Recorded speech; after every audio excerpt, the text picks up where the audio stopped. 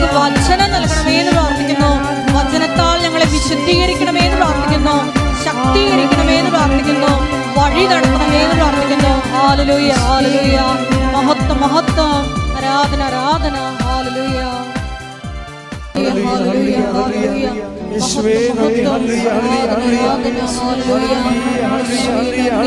ആരാധന. വചനം ശ്രവിക്കുവാൻ ഞങ്ങളെ ഒരുക്കണമേ എന്ന് പ്രാർത്ഥിക്കുന്നു. അഭിഷേകം നൽകണമേ. കവനൻ്റെ വർക്കൗട്ട് ചെയ്യുന്ന നമ്മുടെ നിയോഗങ്ങൾ നിവൃത്തിയാകുന്ന കാലാവസ്ഥകളുണ്ട്. ഇത് പറയാൻ കാരണം കഴിഞ്ഞ സെപ്റ്റംബർ 7 ഞാനിവിടെ ഇല്ലായിരുന്നു, ഞാൻ കൽക്കട്ടയിലായിരുന്നു. അപ്പോൾ അവിടെ ഞാൻ ഉറങ്ങിയപ്പോൾ അന്ന് മാതാവിൻ്റെ ജന്മദിനത്തിൻ്റെ തലേ ദിവസം രാത്രിയാണത്. അപ്പോൾ എനിക്കൊരു സ്വപ്നമുണ്ടായി. ഞാൻ രാവിലെ എഴുന്നേറ്റ് അടുത്ത മുറിയിൽ പോയി. വിജയകുമാർ എൻ്റെ കൂടെ ഉണ്ടായിരുന്നു. പുള്ളി അടുത്ത മുറിയിലാണ് താമസിക്കണം. അപ്പോൾ ഞാൻ സാറേ ഇന്ന് മാതാവിൻ്റെ ജന്മദിനമാണ്, ഹാപ്പി മെരിമസ് എന്നൊക്കെ പറഞ്ഞ് സാറിനെ വിഷ് ചെയ്തേച്ചും ഞാൻ സാറിനോട് പറഞ്ഞു, സാറേ ഇന്ന് വെളുപ്പിന് ഒരു 3 മണിയായപ്പോൾ അമ്മ പറഞ്ഞു കവനൻ്റിന് ഡിസ്പോസിഷൻ ഉണ്ടെന്ന് പറഞ്ഞ്. ഡിസ്പോസിഷൻ എന്ന വാക്കാണ് അമ്മ ഉപയോഗിച്ചത്. അപ്പോൾ ഞാൻ സാറിനോട് ഇത് പറഞ്ഞു. അപ്പോൾ എന്നോട് ചോദിച്ചു എന്താണ് ഡിസ്പോസിഷൻ എന്നോട് ചോദിച്ചു. അപ്പോൾ ഞാൻ പറഞ്ഞു നമ്മുടെ മലയാളത്തിൽ എന്നാ പറയണത് ഡിസ്പോസിഷന്? അനുകൂലമായ ഒരു സ്ഥിതി, ഒരു നിലപാട്. അത് ഡിസ്പോസിഷൻ പല അർത്ഥമുണ്ട്. സ്പിരിച്വൽ ഡിസ്പോസിഷൻ ഉണ്ട്, ഇമോഷണൽ ഡിസ്പോസിഷൻ. ഒരു സ്വഭാവമാണ് ശരിക്കും പറഞ്ഞാൽ. അപ്പം അതിന് അപ്പോൾ സാറിനും അത് ആദ്യം പറഞ്ഞപ്പോൾ മനസ്സിലായില്ല ശരിക്കും. ഞാൻ പിന്നെ അത് ഈ ദിവസങ്ങളിലൊക്കെ അതിൻ്റെ കറക്റ്റ്നെസ് കിട്ടാൻ വേണ്ടി അങ്ങനെ പ്രാർത്ഥിച്ച് വെയിറ്റ് ചെയ്യുകയായിരുന്നു. അമ്മ എന്താ ഈ നിങ്ങൾ മാതാവിൻ്റെ കൂടെ ജീവിക്കുമ്പോൾ നിങ്ങൾക്കറിയാമല്ലോ, എല്ലാം ആദ്യം വേണ്ടത് ശ്രദ്ധയാണ് വേണ്ടത്. മാതാവിൻ്റെ ഉടമ്പടിയായി കഴിഞ്ഞാൽ പിന്നെ നിങ്ങൾ ശ്രദ്ധ വേണം നിങ്ങൾക്ക്. ഇപ്പോൾ നിങ്ങൾക്ക് ഇപ്പോൾ പ്രഗ്നൻ്റ് ആയി കഴിഞ്ഞാൽ ഇപ്പോൾ നിങ്ങൾ കല്യാണം കഴിച്ചു, ഉടനെ പ്രഗ്നൻ്റായി കഴിയുമ്പോൾ എന്താ, അവർക്ക് നേരത്തെ പ്രഗ്നൻ്റ് ആകുന്നതിന് മുമ്പ് ഉണ്ടായിരുന്ന മാനസികാവസ്ഥ അല്ലല്ലോ. അവർക്ക് പ്രത്യേക കുഞ്ഞിനെക്കുറിച്ചാണ് പിന്നെ ശ്രദ്ധയുള്ളത്. കുഞ്ഞിനൊന്നും കേട് വരരുത് എന്ന രീതിയിൽ അവർ ഇരിപ്പ് നോക്കും, അവർ കിടക്കുമ്പോൾ നോക്കും, ചരിയണ നോക്കും, എല്ലാം നോക്കും. അപ്പോൾ അതെന്താ കാര്യം വെച്ച് കഴിഞ്ഞാൽ ആവശ്യമായ ഓക്സിജനും അതുപോലെ തന്നെ കുഞ്ഞിന് കിട്ടി സ്വസ്ഥമായി അത് വളരുക എന്നുള്ള ഒരു ഉദ്ദേശമാണ് അമ്മയ്ക്കുള്ളത്. അതൊരു ഡിസ്പോസിഷനാണ് ശരിക്കും പറഞ്ഞാൽ. ഇപ്പോൾ മനസ്സിലായില്ലേ കാര്യങ്ങൾ പെട്ടെന്ന്? അതാണ് എൻ്റെ കാര്യം. അത് അനുകൂലമായ നമ്മുടെ മാനസികമായ ഒരു സഹകരണം, അനുകൂലമായ സഹകരണം. അതിനാണ് അച്ഛൻ ക്ലൈമറ്റ് എന്ന് പറഞ്ഞത്, കവനൻ്റെ ക്ലൈമറ്റ്. ഈ കവനൻ്റെ ക്ലൈമറ്റ് ഈ ദിവസങ്ങളിൽ ഈ ദിവസങ്ങളിൽ വന്ന സാക്ഷ്യങ്ങളെല്ലാം ഞാൻ പരിശോധിക്കുകയായിരുന്നു. എവിടെയാണ് ഈ അമ്മ സെപ്റ്റംബർ 7 പറഞ്ഞ ക്ലൈമറ്റ് ഡിസ്പോസിഷൻ എവിടെയൊക്കെയാണ് ഉള്ളതെന്നാണ് ഞാൻ ഈ ദിവസങ്ങളിൽ സാക്ഷ്യം കേട്ടപ്പോൾ നോക്കിയത്. അപ്പോൾ അതിലെനിക്ക് കുറേ സാക്ഷ്യങ്ങൾ അങ്ങനെ കിട്ടി. ക്ലൈമറ്റ് ഡിസ്പോസിഷനുള്ള ഒത്തിരി സാക്ഷ്യങ്ങൾ കിട്ടി. അതിലൊരു സാക്ഷ്യം ജിൻസി അലക്സ് കൊല്ലങ്കോട്. അവിടെ സാക്ഷ്യം, അവിടെ ഭർത്താവിന് കിഡ്നിയുടെ അസുഖമാണ്. അപ്പോൾ ഉടനെ അവരെ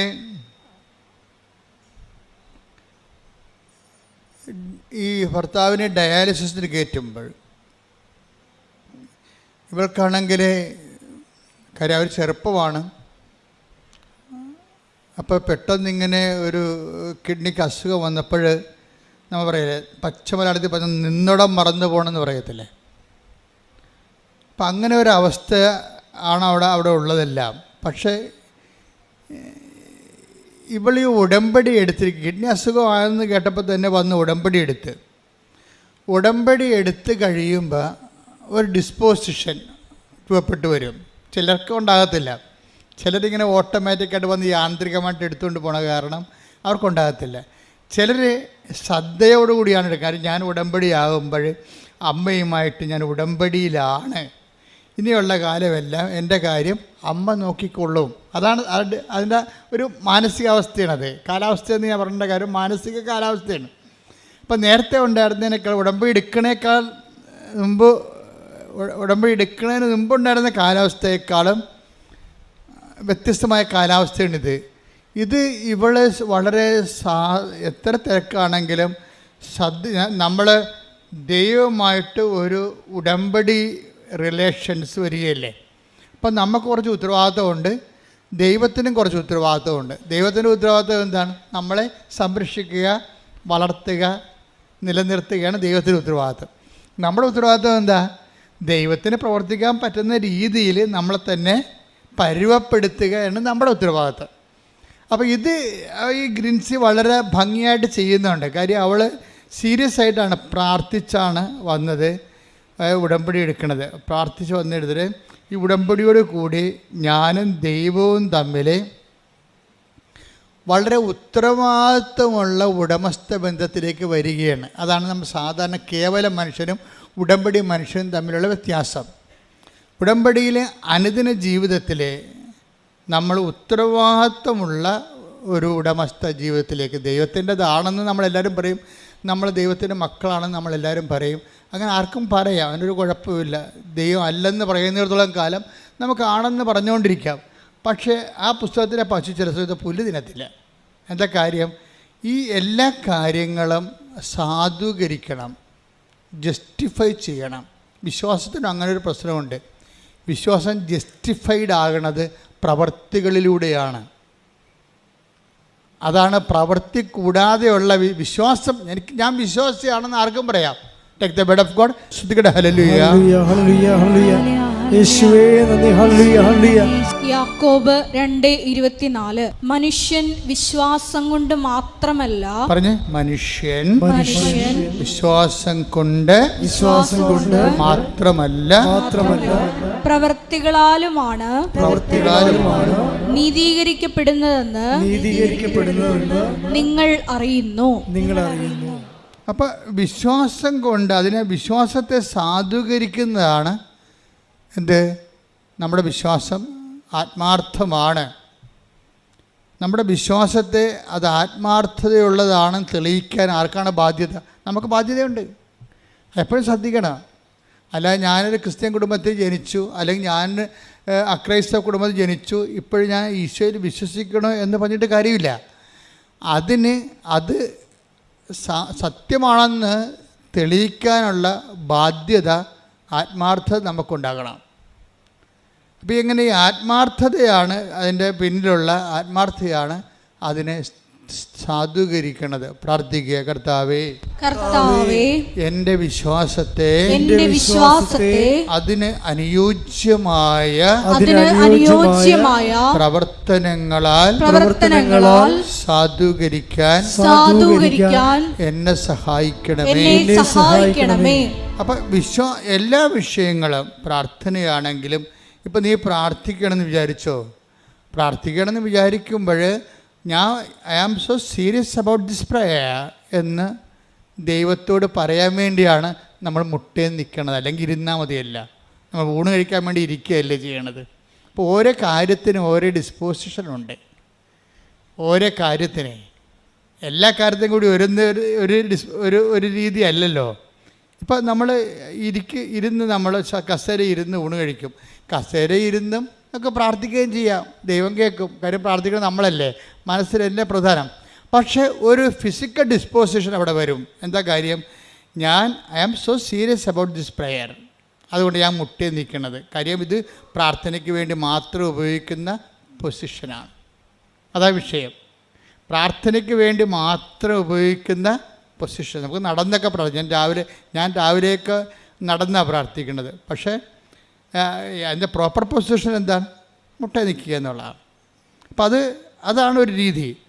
അതേസമയം ഇന്ത്യൻ രീതി അനുസരിച്ച് സർവ്വസാഷ്ടാംഗമായിട്ട് വീണ് കിടക്കും. അതും ശരിയാണ്.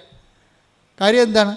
അത് നമ്മൾ എല്ലാ വിഷയത്തെക്കാളും ദൈവത്തെ അംഗീകരിക്കുകയും ആരാധിക്കുകയും ചെയ്യുന്നത് സർവാംഗ സാഷ്ടാംഗം പ്രണാമം ചെയ്ത് കിടക്കും. ഞങ്ങളൊക്കെ കിടക്കും അതുപോലെ. അതിൻ്റെ കാര്യം വെച്ച് കഴിഞ്ഞാൽ ഇതെല്ലാം പ്രാർത്ഥനയുടെ ഡിപ്പോസിഷനാണ്. അങ്ങനെ കിടന്ന് ഉറങ്ങിപ്പോണവരും ഉണ്ടാകും. അപ്പോൾ ഉറക്കത്തിന് നമ്മൾ കിടക്കുകയാണ് ചെയ്യണത്. പക്ഷേ പ്രാർത്ഥനയ്ക്ക് നമ്മൾ കമന്നാണ് കിടക്കണത്. കേട്ടാ, ഉറക്കം നമുക്കത് ഇങ്ങനെയൊക്കെ ചരിഞ്ഞൊക്കെ കിടക്കാം അല്ലേ. പക്ഷേ സർവ്വസാഷ്ടാംഗം വേണം കിടക്കണത് എങ്ങനെയാണ്? കമന്നാണ് കിടക്കണത്. കൈ സ്വസ്തിക എഴുതി ശിരസിൻ്റെ മുന്നിൽ വെച്ച് കവന്ന് കിടക്കൂടാ.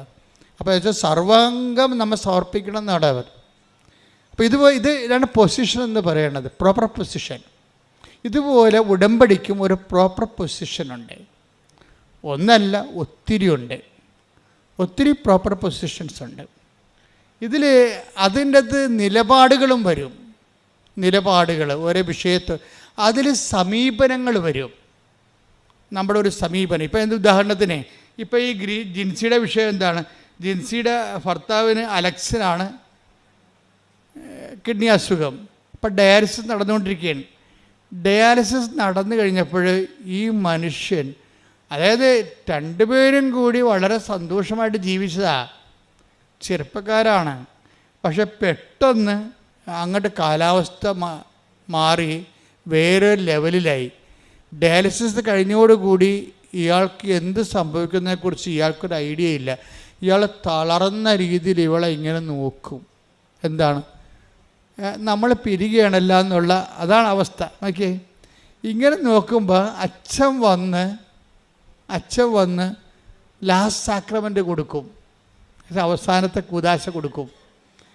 അപ്പം അച്ഛൻ പോയി കഴിയുമ്പോൾ ആശുപത്രിയിൽ ബന്ധുക്കളെല്ലാം ഇവളെ കെട്ടിപ്പിടിച്ച് കരയും. ആ ഓരോ സിറ്റുവേഷൻസ് നോക്കി, ഈവൻസ് കണ്ടില്ലേ?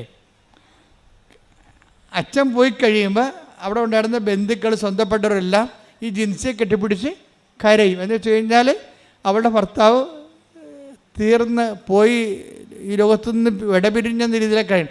പക്ഷേ ഇവൾ പറയണത് ഞാൻ കരഞ്ഞില്ലെന്നാണ് പറയുന്നത്. അതാണ് ഡിസ്പോസിഷൻ. അതാണ് ഉടമ്പടി. ഒരു മനുഷ്യനെ എങ്ങനെയാണ് ചേഞ്ച് ചെയ്യണം നോക്കണം.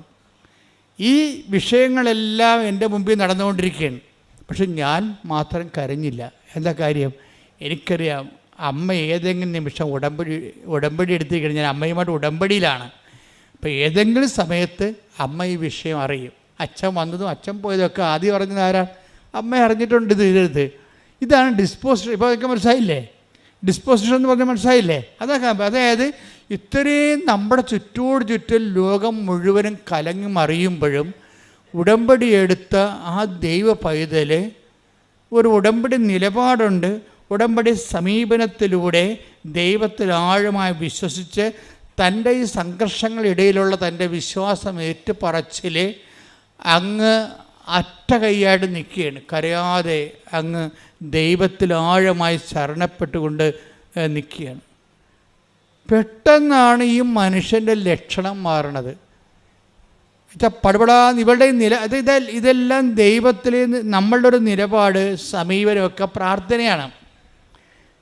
പ്രാർത്ഥന ചുണ്ടുകൊണ്ട് മാത്രമുള്ളതല്ല.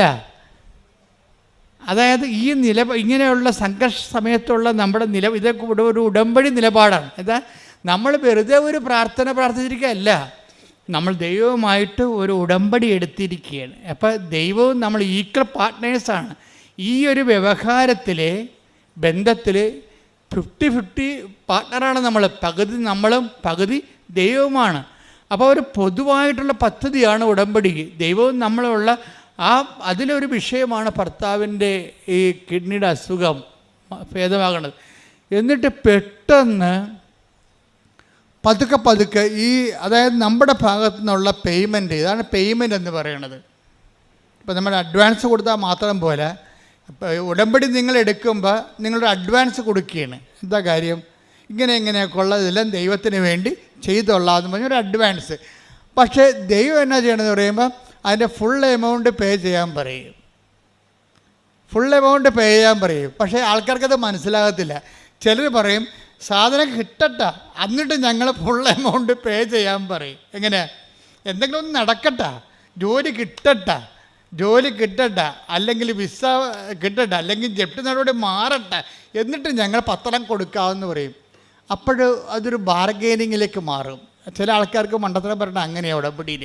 എന്നുവെച്ചാൽ അവർ ഫുൾ എമൗണ്ട് പേ ചെയ്യുന്നതിന് മുമ്പ് ദൈവത്തോട് ചോദിച്ചത് ദൈവം ഇങ്ങോട്ട് തരട്ടെ, തന്നു കഴിഞ്ഞിട്ട് ഞങ്ങൾ ഫുൾ എമൗണ്ട് പത്രം കൊടുക്കുകയോ രോഗികളെ പോയി കാണുകയോ എന്തെങ്കിലും ചെയ്യാമെന്ന് പറയും. പക്ഷെ നടക്കത്തില്ല. നിങ്ങൾ അങ്ങനെ ഒരാളായത് കൊണ്ട് തന്നെ നിങ്ങളിങ്ങനെ ദൈവത്തിനെ കൊണ്ട് എല്ലാം ചെയ്യിച്ചതിന് ശേഷം ദൈവത്തിനെ വിശ്വാസത്തിലെടുക്കണില്ലല്ലോ. അതാണ് പ്രശ്നം. ചില ആൾക്കാർ ഒന്നും കിട്ടിയില്ലെങ്കിലും ശരി തനിക്ക് ചെയ്യാനുള്ളതെല്ലാം ചെയ്തു മാറ്റും, ഫുൾ എമൗണ്ട് പേ ചെയ്ത് കളയും. എന്താ കാര്യം? അവർ ദൈവത്തെ വിശ്വാസത്തിലെടുക്കുന്നു. ദൈവം എപ്പോഴായാലും ഈ വിഷയത്തിൽ ഇടപെടുമെന്ന് അവർക്ക് ആത്മാവിൽ. ഇതിനാണ് നിങ്ങളുടെ നമുക്കറിയാൻ പറ്റും ആത്മാവിലെ. അതായത് നിങ്ങൾ കുറച്ച് ക്ലിയർ ആണെങ്കിൽ ഈ സംശയത്തിൻ്റെ കാർമേഘമൊന്നും ഇല്ലെങ്കിൽ, സംശയത്തെ കാർമേഘമെന്നാണ് വിളിക്കണത്. Take the word of God. യാക്കോബ് 1:6. യാക്കോബ് 1:6. സംശയിക്കാതെ വിശ്വാസത്തോടെ വേണം ചോദിക്കാൻ. സംശയിക്കുന്നവൻ കാറ്റിൽ ഇളകി മറിയുന്ന കടൽ തിരക്ക് തുല്യമാണ്. അപ്പം സംശയിക്കാതെ വേണം ഇത് വിഷയം ചെയ്യാൻ. അതായത് നിങ്ങൾ കണ്ണും പൂട്ടി അങ്ങോട്ട് ചെയ്യണം ഉടമ്പടിയിൽ. ഇപ്പം അതിൻ്റെ അർത്ഥം എന്താണ്? ദൈവത്തെ നമ്മൾ വിശ്വാസത്തിൽ എടുക്കുന്നു, അതാണ് വിഷയം.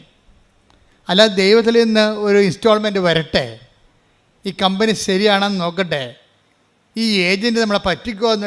നമ്മൾ വിസ ഏജൻറ്റുമാരെ എപ്പോഴും സംശയത്തോടെയല്ലേ നോക്കണം, ഈ കാശ് പോകുക എന്ന് ഓർത്തിട്ട്. അതുപോലെ വിസ ഏജൻറ്റുമാരെ നിങ്ങൾ നോക്കണ പോലെ ദൈവത്തെ നോക്കുന്നുണ്ട് ചില ആൾക്കാർ. അതാണ് നിങ്ങൾക്ക് കളിപ്പ് വരണത്. അപ്പോൾ ദൈവത്തിന് അറിയാൻ പറ്റുമല്ലോ ഇത് സംശയമാണെന്ന്. സംശയത്തിൽ ഉടമ്പടി വർക്കൗട്ട് ചെയ്യത്തില്ല. സംശയത്തിൽ ഉടമ്പടി അത് സംശയം ഒരു നെഗറ്റീവ് ഡിസ്പോസിഷനാണ്. അത് പറഞ്ഞില്ലേ, കടൽ തിര പോലെയാണ്, ഇങ്ങനെ ഒന്നിനു പിറകെ ഒന്നായി വന്നിട്ട് അലസ്വസ്ഥപ്പെടുത്തിക്കൊണ്ടിരിക്കും. അപ്പോൾ അത് കട്ടൻഡേറ്റായിട്ട് ഇൻവെസ്റ്റ് ചെയ്യണതാണ് ഏറ്റവും നല്ലത്. പ്രാർത്ഥിക്കുക, കർത്താവായ ദൈവമേ, ഉടമ്പടി നിബന്ധനകളെ നിർബാധം നിറവേറ്റാൻ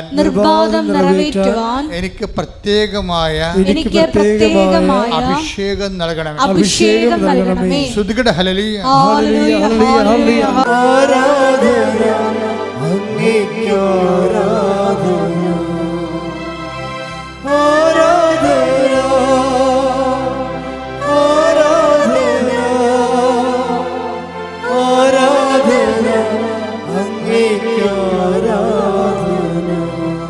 കുറേ ഘടകങ്ങളുണ്ട്. അതിൽ ഇവർ അച്ഛൻ സ്വന്തം ഭർത്താവിന് അന്ത്യകുദാശം നൽകി പിരിയുമ്പോൾ ബന്ധുക്കൾ ഇവിടെ കെട്ടിപ്പിടിച്ച് കരയുമ്പോൾ ഇവൾ വേങ്ങലടിച്ച് അവിടെ കൂടെ കരയേണ്ടതാണ്. ശരിക്കും പറഞ്ഞ് എല്ലാം തീർന്നെന്നും പറഞ്ഞുകൊണ്ട് കരയേണ്ടതാണ്. ഇവിടെ കരയാത്തതിൻ്റെ കാരണം ഇവിടെ വിശ്വാസം, പ്രത്യാശ ഇവർക്ക് കൊടുക്കുന്നുണ്ട്. പ്രത്യാശ എന്താണ് നമുക്ക് നൽകണത്? പ്രത്യാശ നമ്മളെ നിരാശരാക്കുന്നില്ല. പ്രത്യാശ എപ്പോഴാണ് നമ്മൾ നിരാശരാക്കാത്തത്? നമ്മൾ ചിന്തിക്കുന്ന പരിശുദ്ധാത്മാവിനാൽ ദൈവത്തിൻ്റെ സ്നേഹമെന്തെന്ന്. Take the word of God. റോമർ 5:5. ശ്രുതികട ഹല്ലേലൂയ. 5:5. പ്രത്യാശ നമ്മെ നിരാശരാക്കുന്നില്ല. ഒന്ന് പറഞ്ഞേ, പ്രത്യാശ നമ്മളെ നിരാശരാക്കുന്നില്ല. കാരണം നമുക്ക് നൽകപ്പെട്ടിരിക്കുന്ന പരിശുദ്ധാത്മാവിലൂടെ ദൈവത്തിന്റെ സ്നേഹം നമ്മുടെ ഹൃദയങ്ങളിലേക്ക് ചൊരിയപ്പെട്ടിരിക്കുന്നു. അപ്പൊ ഇതാണ് വിഷയം. അതായത് ഉടമ്പടി എടുക്കുമ്പോഴേ ജിൻസിക്ക് ഇതിന് ഇനിയുള്ള എല്ലാ അതിജീവനങ്ങൾക്കും ആവശ്യമായ ആത്മാഭിഷേകം കിട്ടിയിട്ടുണ്ടാണ്, പരിശുദ്ധാത്മാവിനെ. അത് വെറുതെ നിൽക്കാൻ പറ്റത്തില്ല. അതായത് എല്ലാവരെയും അന്ത്യകുദാശം നൽകിയിട്ട് സ്വന്തം ഭർത്താവിന് അന്ത്യകുദാശം നൽകിക്കൊണ്ട് അച്ഛൻ പിരിയുമ്പോൾ ബന്ധുക്കളെല്ലാം ഇവളെ കെട്ടിപ്പിടിച്ച് കരയുമ്പോൾ ഇവളിങ്ങനെ വളരെ നിശ്ചയദാർഢ്യത്തോടെ നിൽക്കുന്നത് പ്രത്യാശ കൊണ്ടാണ്. എന്താ കാര്യം? ഞാൻ ഉടമ്പടി എടുത്തിട്ടുണ്ട്, എൻ്റെ ഭർത്താവിൻ്റെ ജീവിതത്തിൽ ഇത് അവസാന വാക്കല്ല, ദൈവത്തിൻ്റെതാണ് അവസാന വാക്ക്. ഇന്നല്ലെങ്കിൽ അടുത്ത നിമിഷം ദൈവം പ്രവർത്തിക്കുമെന്ന് ഇവിടെ പ്രത്യാശിക്കുന്നു. അവിടെ എന്തുകൊണ്ടാണ് പ്രത്യാശിക്കണമെന്നാണ് വചനം പറയണത്. എന്താണ്? പ്രത്യാശ നമ്മളെ നിരാശരാക്കുന്നില്ല. എന്താ കാര്യം? അപ്പോൾ അത് ഉടമ്പടി എടുത്തവരും എടുക്കാത്തവരും നമ്മൾ വ്യത്യാസം കണ്ട. എടുക്കാത്തവർ കെട്ടിപ്പിടിച്ച് കരയുന്നു, ഉടമ്പടി എടുത്തവർ അവർക്ക് എന്താ കിട്ടിയിരിക്കേണ്ടത്? പ്രത്യാശ കിട്ടിയിരിക്കുകയാണ്. എന്താണ്? അവൾ പരിശുദ്ധാത്മ പറയും, നീ വിഷമിക്കേണ്ട, ഏതാ നിമിഷങ്ങൾക്കുള്ളിൽ നിൻ്റെ ഭർത്താവിൽ നിനക്ക് ടെസ്റ്റ് തന്നതാണ്, കുറച്ച് കഴിയുമ്പോൾ ദൈവം ഈ വിഷയം ഏറ്റെടുത്താണ്, നിൻ്റെ ഭർത്താവിന് ജീവനോടെ നിനക്ക് തരും എന്നുള്ള ഒരു മുന്നറിവ് പ്രത്യാശ ഇവർക്ക് നൽകിയിട്ടുണ്ട്. ഈ പ്രത്യാശ വന്ന എന്താ ഗുണം? നമുക്ക് നിരാശ എന്ന് പറഞ്ഞാൽ എന്താണ്? ഇപ്പോൾ ആൾക്കാർ പറയും നിരാശ ഉണ്ടാകാതിരിക്കുക എന്ത് ചെയ്യണം? ആശ ഉണ്ടാകാതിരുന്നാൽ മതിയെന്ന്. പണ്ട് ബുദ്ധനൊക്കെ അങ്ങനെ പറഞ്ഞുകൊണ്ടിരുന്നത്, ആശ ഉണ്ടാകാതിരുന്നാൽ മതിയെന്ന്. പക്ഷേ ബൈബിൾ പറയും, ബൈബിൾ അതിനെ ഈ അണ്ടേ കൊണ്ടേ വളം വെക്കത്തില്ല, ഡയറയുടെ റൂട്ടിലേ വളം വെക്കത്തുള്ളൂ. ബൈബിൾ എന്താ പറയണത്?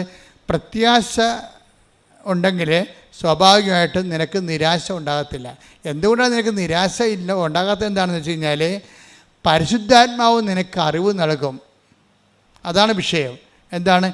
ഈ ഉടമ്പടിയോടുകൂടി നീ പരിശുദ്ധാത്മാവിൻ്റെ പ്രത്യേകമായ ഇടപെടലിനും കമ്മ്യൂണിക്കേഷനിലാകും നീ ദൈവമായിട്ട്. അപ്പോൾ ഒരു ആന്തരികമായൊരു കമ്മ്യൂണിക്കേഷൻ കിട്ടിക്കഴിഞ്ഞാൽ നിനക്ക് ആന്തരിക ഉറപ്പ് ലഭിക്കും. ഇപ്പോൾ എല്ലാവരും കിടന്ന് വിഷമിക്കുമ്പോഴും ചില സ്നേഹബന്ധങ്ങളൊക്കെ ഉണ്ടാകുമല്ലോ. അപ്പോൾ ഒത്തിരി കല്യാണ മന്ദിരം പോണ്, അവളെ ഒന്നിനും കെട്ടണില്ല, ഒന്നിനും സമ്മതിക്കണില്ല അവൾ.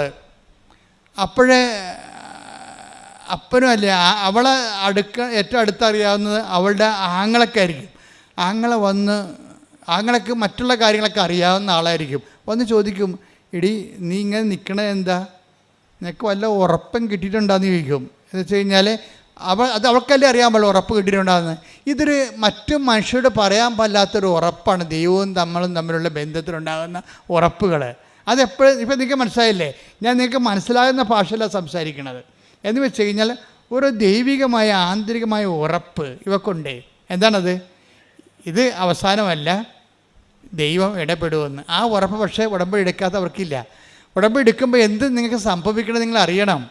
നിങ്ങളിങ്ങനെ ഓരോ ആൾക്കാർ വന്നിട്ട് ഓരോ അപേക്ഷക്കത്ത് എഴുതിക്കൊണ്ടു നിൻ്റെ അടുത്ത് കെട്ടിത്തത്തിച്ച് പോണ പോലെ അങ്ങനെ ഈസിയായിട്ട് പോണവരെ പോകും. അവർക്ക് അത് മനസ്സിലാകത്തില്ല. പക്ഷേ ഇത് ഉടമ്പടി വളരെ കാമ്പെക്കൊണ്ട് ശ്രദ്ധയോടെ ക്ലാസ്സെല്ലാം കേട്ട് താൻ എന്തിനാണ് ഉടമ്പടി എടുക്കണതെന്ന് എന്ന് ഒക്കെ നല്ല നിശ്ചയത്തോടെ ഉടമ്പടി എടുക്കുന്നവർക്ക് അവരുടെ അറിവിന് ആനുപാതികമായ ഒരു അനുഭവം ഉണ്ടാകും. എപ്പോഴും നമ്മൾ ശ്രദ്ധിക്കേണ്ടതേ ഇതെല്ലാം വർക്കൗട്ട് ചെയ്യണത് ഒരു അനുഭവത്തിൻ്റെ വെളിച്ചത്തിലാണ്. അനുഭവം ഉണ്ടാകണമെങ്കിൽ എന്ത് ചെയ്യണം? ആദ്യം അറിവുണ്ടാകണം. അറിവെന്ന് പറഞ്ഞാൽ എന്തുമാത്രം അറിവാണെന്ന് എനിക്കറിയത്തില്ല. ഞാൻ 10-38 കൊല്ലമായി ഈ ശുശ്രൂഷ ചെയ്തുകൊണ്ടിരിക്കുന്നതാണ്. ഇപ്പോഴും ഈ വിഷയത്തിൽ പുതിയ കാര്യങ്ങളാണ് കർത്താവ് പറയണത്. അപ്പോൾ അറിവ് എവിടെ ചെന്നെത്തുമെന്ന് ഒരു പിടിയുമില്ല. നമ്മൾ ചിലപ്പോൾ ഇപ്പോഴും ABCD തന്നെ ആയിരിക്കും ചിലപ്പോൾ ആധ്യാത്മികതയുടെ. എന്നു കഴിഞ്ഞാൽ ഇതിൻ്റെ അകത്ത് വെച്ച് കഴിഞ്ഞാൽ അറിവാണ് നമുക്ക് എന്ത് തരണത്? അനുഭവം തരണത്. അപ്പം അനുഭവത്തിൻ്റെ അകത്ത് മൈനർ എക്സ്പീരിയൻസ് ഉണ്ട്, മേജർ എക്സ്പീരിയൻസ് ഉണ്ട്. ഇപ്പം മൈനർ എക്സ്പീരിയൻസിന് മൈനറായിട്ടുള്ള അറിവൊക്കെ മതി. മേജർ എക്സ്പീരിയൻസിന് മേജർ ആയിട്ടുള്ള വിസ്ഡം വേണം. ഇതാണ് നമ്മൾ കൂടുതൽ ആഴങ്ങളിലേക്ക് നീക്കി വലയിറക്കാൻ ഈശോ പറയത്തില്ലേ? ഈശോ എന്താ ശ്രദ്ധിക്കട്ടെ, ഹല്ലേലൂയ. പക്ഷേ ആന്തരികമായ അഭിഷേകമുണ്ട്. ഈ ബാഹ്യമായ അടയാളങ്ങളൊക്കെ അർത്ഥവത്താകണമെങ്കിലും അനാചാരങ്ങൾ അല്ലാതായിരിക്കണമെങ്കിലും ആന്തരികമായ അത് ഉദ്ദേശിക്കുന്ന സൂചന ആന്തരികമായി നടക്കണം. ആ മനുഷ്യനെ ആന്തരികമായി ആ അഭിഷേകം നടക്കാറത്തോളം കാലം എണ്ണയല്ല, പെട്രോൾ ഒഴിക്കണത് എണ്ണ ഒഴിക്കണതെല്ലാം കണക്കാണ്. ആന്തരികമായ ഒരു അഭിഷേകമുണ്ട് എല്ലാത്തിനും. ദൈവകൃപ പ്രവർത്തിക്കണത് ആന്തരികമാണ്. അതുകൊണ്ടാണ് കൃപയെക്കുറിച്ച് പറയുമ്പോൾ എന്താ പറയണത്? കർത്താവിൻ്റെ കൃപ പറഞ്ഞേ, കർത്താവിന്റെ കൃപ അവന്റെ ആത്മാവിന്റെ കൂടെ ഉണ്ടായിരിക്കട്ടെ. അവന്റെ ആത്മാവോട് കൂടെ ഉണ്ടായിരിക്കട്ടെ. അപ്പം തലയുടെ കൂടെ ഉണ്ടാകുകയല്ല, കൃപ തലയിലല്ല ഇരിക്കണത്, തലയുടെ മുകളിലും അല്ല ഇരിക്കണത്. ഗലാത്യ 6:18 സഹോദരരെ, പറഞ്ഞ സഹോദരങ്ങളെ, നമ്മുടെ കർത്താവായ യേശുക്രിസ്തുവിന്റെ കൃപ നിങ്ങളുടെ ആത്മാവിനോട് കൂടെ ഉണ്ടായിരിക്കട്ടെ. കൃപ ആത്മാവിൽ അഭിഷിക്തമാകുന്ന കൃപയുടെ സൂചനയായിട്ടാണ് നമ്മൾ ശിരസ്സിലെ അഭിഷേകം മേടിക്കണത്. അപ്പോൾ ശിരസ്സിൽ അഭിഷേകം ചെയ്തില്ലെങ്കിലും അനുദിന ജീവിതത്തിൽ സാധാരണ മനുഷ്യർക്ക് അവരുടെ ജീവിത പ്രതിസന്ധി അതിജീവിക്കാൻ ആവശ്യമായ ആന്തരികമായ കൃപ അവർക്ക് ലഭിക്കും. അതിനെയാണ് ഇൻട്രിൻസിക് അനോയിൻറ്റിങ് എന്ന് പറയണത്. അത് പരിശുദ്ധാത്മാവ് നമുക്ക് ലഭിച്ചിരിക്കുന്ന തോതനുസരിച്ചാണ് നമുക്കത് ഫീൽ ചെയ്യണത്. ഭർത്താവ് മരിച്ചു എന്ന് പറഞ്ഞുകൊണ്ട് ബന്ധുക്കൾ കെട്ടിപ്പിടിച്ച് കരയുമ്പോഴും എല്ലാവർക്കും കരച്ചിൽ, ഭാര്യയ്ക്ക് മാത്രം കരച്ചിലില്ല. കാര്യം എന്താണ്? അവൾക്കതിന് ആന്തരിക അഭിഷേകം കിട്ടിയിരിക്കുകയാണ്. റോമ 5:5 വെച്ചാണ്. എന്താണ്? കഷ്ടത സഹനശീലവും. പറഞ്ഞേ, കഷ്ടത സഹനശീലവും, സഹനശീലം ആത്മധൈര്യവും. അല്ല, ആത്മധൈര്യമാണ് അവർക്ക് കിട്ടിയിരിക്കണത്. ആത്മധൈര്യം കിട്ടിയിരിക്കുകയാണ്. അതിനാണ് ആന്തരിക അഭിഷേകം എന്ന് പറഞ്ഞത്. ആത്മധൈര്യം പ്രത്യാശയം നമുക്ക് നൽകിയിരിക്കുന്നു. അത് എങ്ങനെ നൽകിയിരിക്കുന്നതാണ്? പരിശുദ്ധാത്മാവിനാലാണ്. നമ്മൾ ചിന്തിയിരിക്കുന്ന പരിശുദ്ധാത്മാവിനാൽ ദൈവത്തിന്റെ സ്നേഹം എന്തെന്ന് നമ്മൾ അറിയുന്നു. അപ്പൊ ഈ ആന്തരിക അഭിഷേകവും പരിശുദ്ധാത്മാവും ദൈവത്തിന്റെ സ്നേഹവും തമ്മിൽ ബന്ധമുണ്ട്. എന്താ കാര്യം വെച്ച് കഴിഞ്ഞാൽ, പരിശുദ്ധാത്മാവ് നിറയുമ്പോൾ നമുക്ക് എന്താ സംഭവിക്കണത്? അത് പരിശുദ്ധാത്മാവിനെ നിലനിർത്താൻ ആവശ്യമായ ഒരു ഇൻറ്റേർണൽ ഡിസ്പോസിഷൻ ഉണ്ട്. അതാണ് മാതാവ് സെപ്റ്റംബർ 7 പറഞ്ഞത്. ഡിസ്പോസിഷൻ, പരിശുദ്ധാത്മാവിനെ നിലനിർത്താനുള്ള ആന്തരികമായ ഒരു ഡിസ്പോസിഷൻ. ആ ഡിസ്പോസിഷൻ ഉണ്ടെങ്കിൽ എന്താ സംഭവിക്കണത്? പരിശുദ്ധാത്മാവിൻ്റെ ഫലമാണ് എന്ത്? ദൈവസ്നേഹം. ഈ നമ്മൾ ചിന്തിയിരിക്കുന്ന പരിശുദ്ധാത്മാവ്, take the word of God, അതായത് പരിശുദ്ധാത്മാവിൻ്റെ ഫലമാണ് ദൈവസ്നേഹം.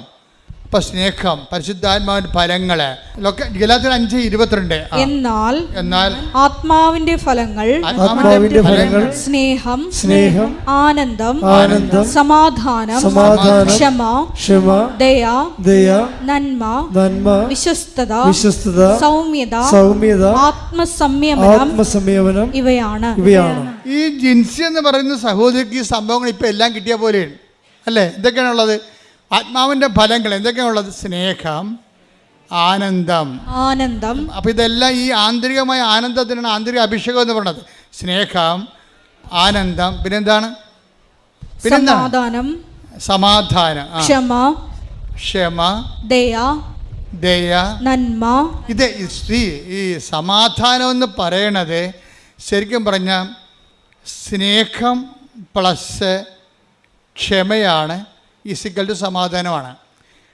അപ്പോൾ സ്നേഹം എന്ന് പറഞ്ഞാൽ അതിൻ്റെ കൂടെ പ്ലസ് അതിൻ്റെ കൂടെ പിന്നെന്താ? ക്ഷമ കൂടുമ്പോഴാണ് അതായത് സമാധാനം എന്ന് പറയുന്നത്. സമാധാനം ഉണ്ടാകണത്. ക്ഷമയെന്ന് പറയുന്നത് എന്താണ്? സഹിക്കുന്ന സ്നേഹത്തിനാണ് ക്ഷമയെന്ന് പറയണത്. സഹിക്കുന്ന സ്നേഹത്തിനാണ് ക്ഷമയെന്ന് പറയണത്. അപ്പോൾ സ്നേഹവും പിന്നെ അതിൻ്റെ സർപ്ലസായി വരുന്ന സഹിക്കുന്ന സ്നേഹവും കൂടി വരുമ്പോഴാണ് നമ്മൾ സമാധാനം വരണത്. പിന്നെ സമാധാനം കഴിഞ്ഞ് എന്താ പറയണത്? ക്ഷമ, ദയ. കാരണം നമുക്ക് മറ്റുള്ളവർക്ക് ആ സ്നേഹം സഹിച്ചുകൊണ്ട് മറ്റുള്ളവർക്ക് സ്നേഹം കൊടുക്കുന്നതിനാണ് ദയ എന്ന് പറയുന്നത്. നന്മ. അത് ഏത് കാലാവസ്ഥയിലും നന്മയായിട്ടുള്ള ചെയ്യാനുള്ള ബേസിക് ഗുഡ്നെസ് ആണത്. വിശ്വസ്തത എന്ന് വെച്ചാൽ വചനത്തോടും ദൈവത്തോടും ദൈവവചനത്തോടുമുള്ള ഒരു മനുഷ്യൻ്റെ കൂറ് വിശ്വസ്തത. സൗമ്യതയിലും ഈ സഹിക്കുന്ന സ്നേഹവും ക്ഷമയും കൂടിയാണ്, പ്രത്യാശയും കൂടി കലർത്താണ് ഈ സൗമ്യത ഉണ്ടാകുന്നത്. സൗമ്യത ശരിയാകും. ഭർത്താവ് 4 കാലേ വീണ് കുടിച്ചുകൊണ്ട് വന്നിട്ട് നമ്മുടെ മോന്തക്ക് 2 കാച്ച് കാച്ചിയാലും ഈ ഭാര്യ, ചില ആന്തരികമായ അഭിഷേകം കിട്ടിയ ഭാര്യമാർ പ്രാർത്ഥനയോടെ നിൽക്കും. എന്താണ്? ഇന്നല്ലെങ്കിൽ നാളെ ആ മനുഷ്യനെ കർത്താവ് തൊടും എന്നാണ് പറയണത്. തൊടും, അതാണ് സൗമ്യത. അപ്പോൾ അവൾക്ക് ഇതുപോലെയുള്ള എടുത്ത് കയറ്റമൊന്നുമില്ല, വെയിറ്റ് ചെയ്യാണ്. അതായത് പ്രത്യാശ നമ്മളെ നിരാശരാക്കുന്നില്ല. എന്താ കാര്യം? നമ്മൾ ചിന്തിയിരിക്കുന്ന പരിശുദ്ധ. ഇതുകൊണ്ടാണ് നിങ്ങൾ വചനം വായിക്കണമെന്ന് പറഞ്ഞത്. ഉടമ്പടി കൊണ്ടുവന്നിട്ട് ഇങ്ങനെ നിയോഗങ്ങൾ എഴുതി കെട്ടിത്തന്നല്ല പ്രശ്നം. അത് ആക്ടിവേറ്റ് ചെയ്യണമെങ്കിൽ അതിന് കറസ്പോണ്ടിങ് ആയിട്ടുള്ള വചനങ്ങളുണ്ട്. അത് വരണത് വ്യാഖ്യാനങ്ങളിലാണ് വരണത്.